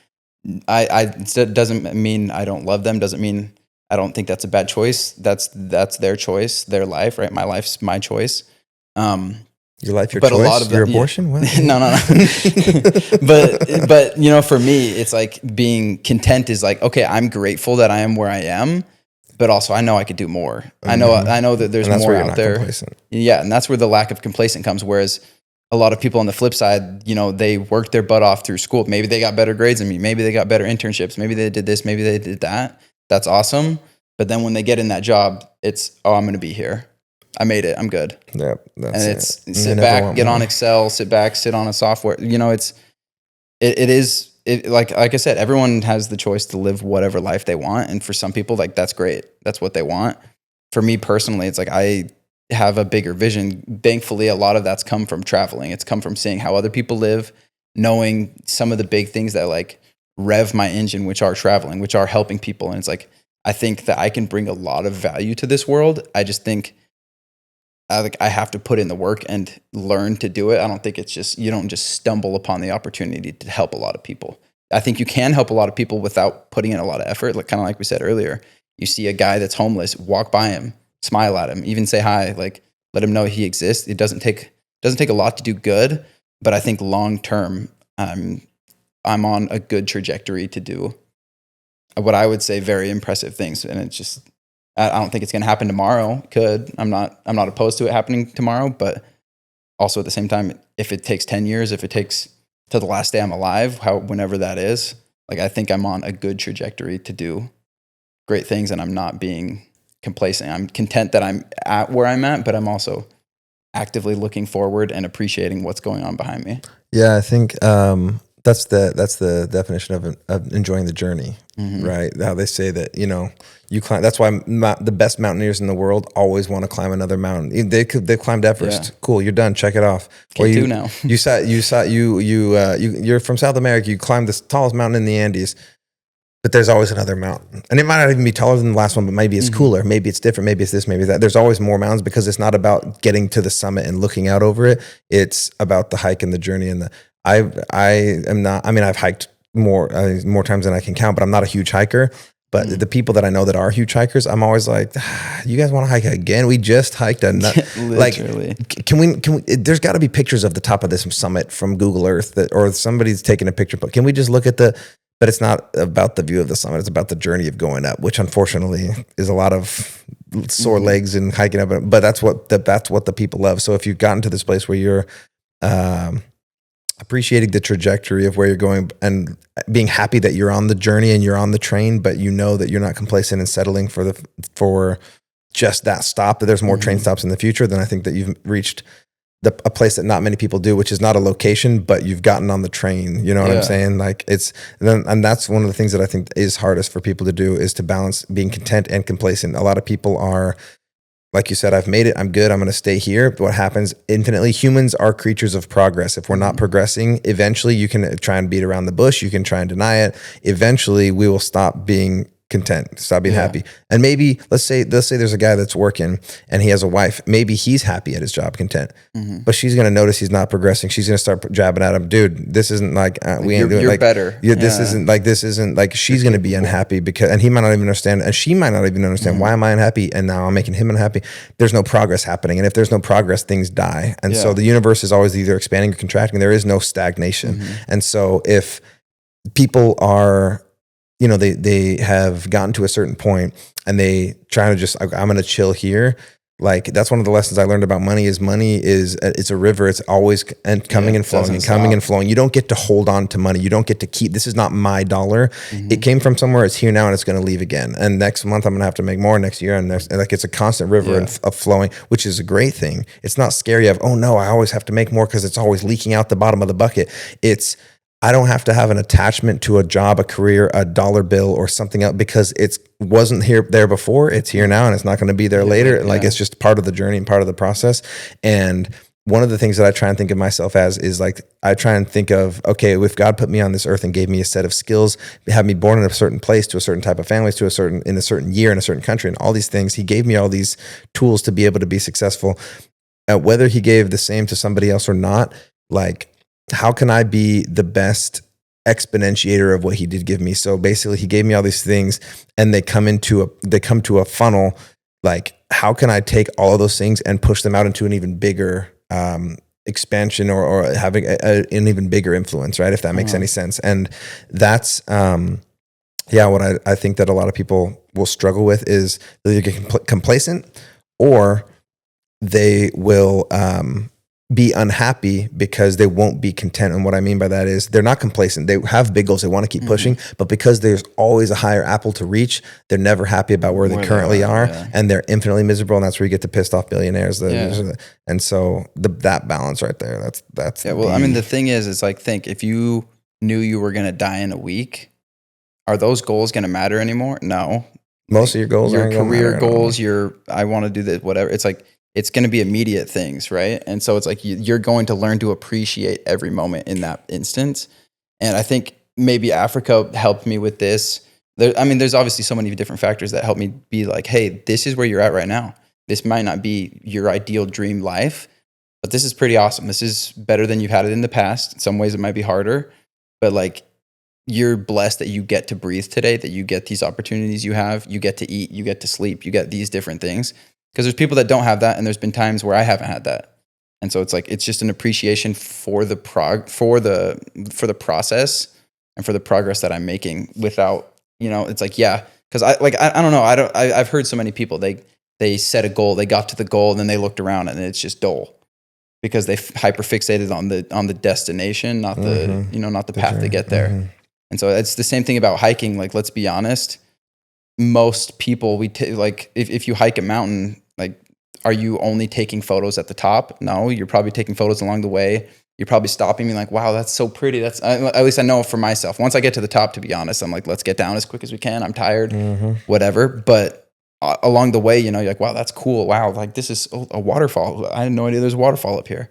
So I think, not that I'm an avid hiker either, but applying the same thing. It's like, hey, while you're going, appreciate where you're at, because you never know when something's going to happen and it's going to change the course you're going on. And that's another thing too, is if you're hiking, say you go on a 3-hour hike, you're probably not going to stay on the summit for more than, I don't know, maybe they're 20 minutes, maybe even a whole hour if there's something cool up there. But the majority of the time you spent on that mountain was on the journey. Yeah. It was on the up or the down. And so when you have memories of that hike, you have memories of what kind of granola bar did we eat? Oh, remember when we saw that butterfly that landed on top of a bird's head and they didn't even know? Like, so many of the memories are not even going to be the summit. Yeah. And there's two types of people when you go onto the hike. There's more, but mainly two types. You got the people that are going up, and I've been both many times. There's the people that are going up and, gosh dang it, it's raining. My socks are soggy and I'm cold. And then this granola bar I thought I dropped somewhere on the bushes, and then now I can't. And does anyone have toilet paper? Oh my! Like there's just all these complaints and this miserable, and that's your memory of the hike. And then there's people that are going up the hike and they're like, this is so cool. It's raining. I'm grateful and glad because I don't have to sweat. It's cold.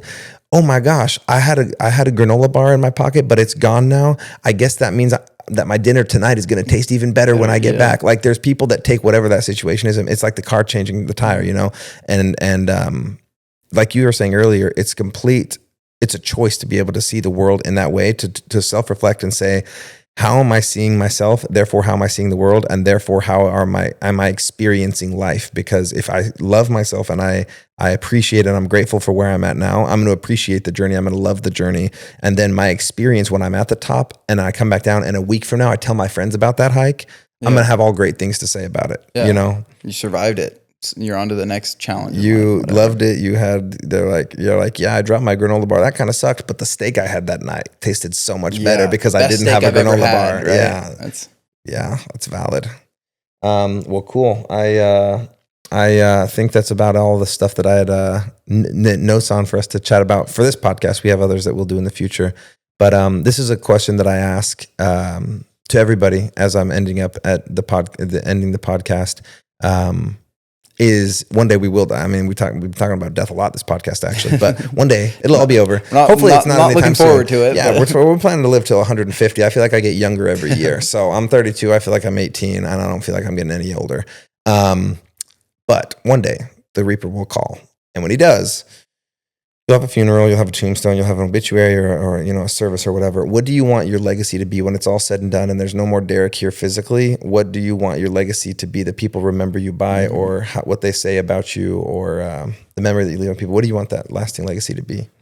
I think ultimately, and this isn't like I'm nailing this nail right on the head right now, but it's unapologetically myself, as well as I created so much goodness for anyone who came in contact with me, whether that's like close friends, family, future family, whatever. It's, just being around me, their lives were better because like I refuse to let, someone I care about do less than like what they're actually capable. That sounds almost like wrong, but like do less than what they're actually capable of. Like holding people to hey, no, like you got this, like you're better than that. Like I know that you might be self-doubting, whatever, but like, so my long-term legacy, because I think like one day I'm going to die and there's going to be a dash between two dates. That's it. That's what I'm saying.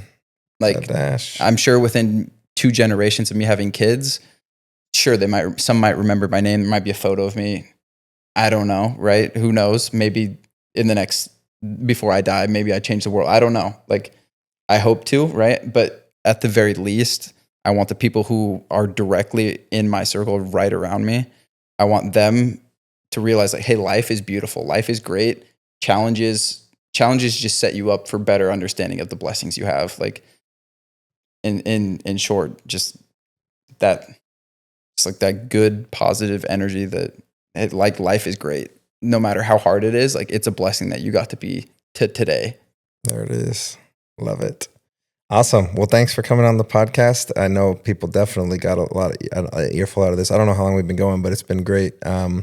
So there will be future episodes. And in the meantime, Look forward to it. Thanks for coming on. Of course.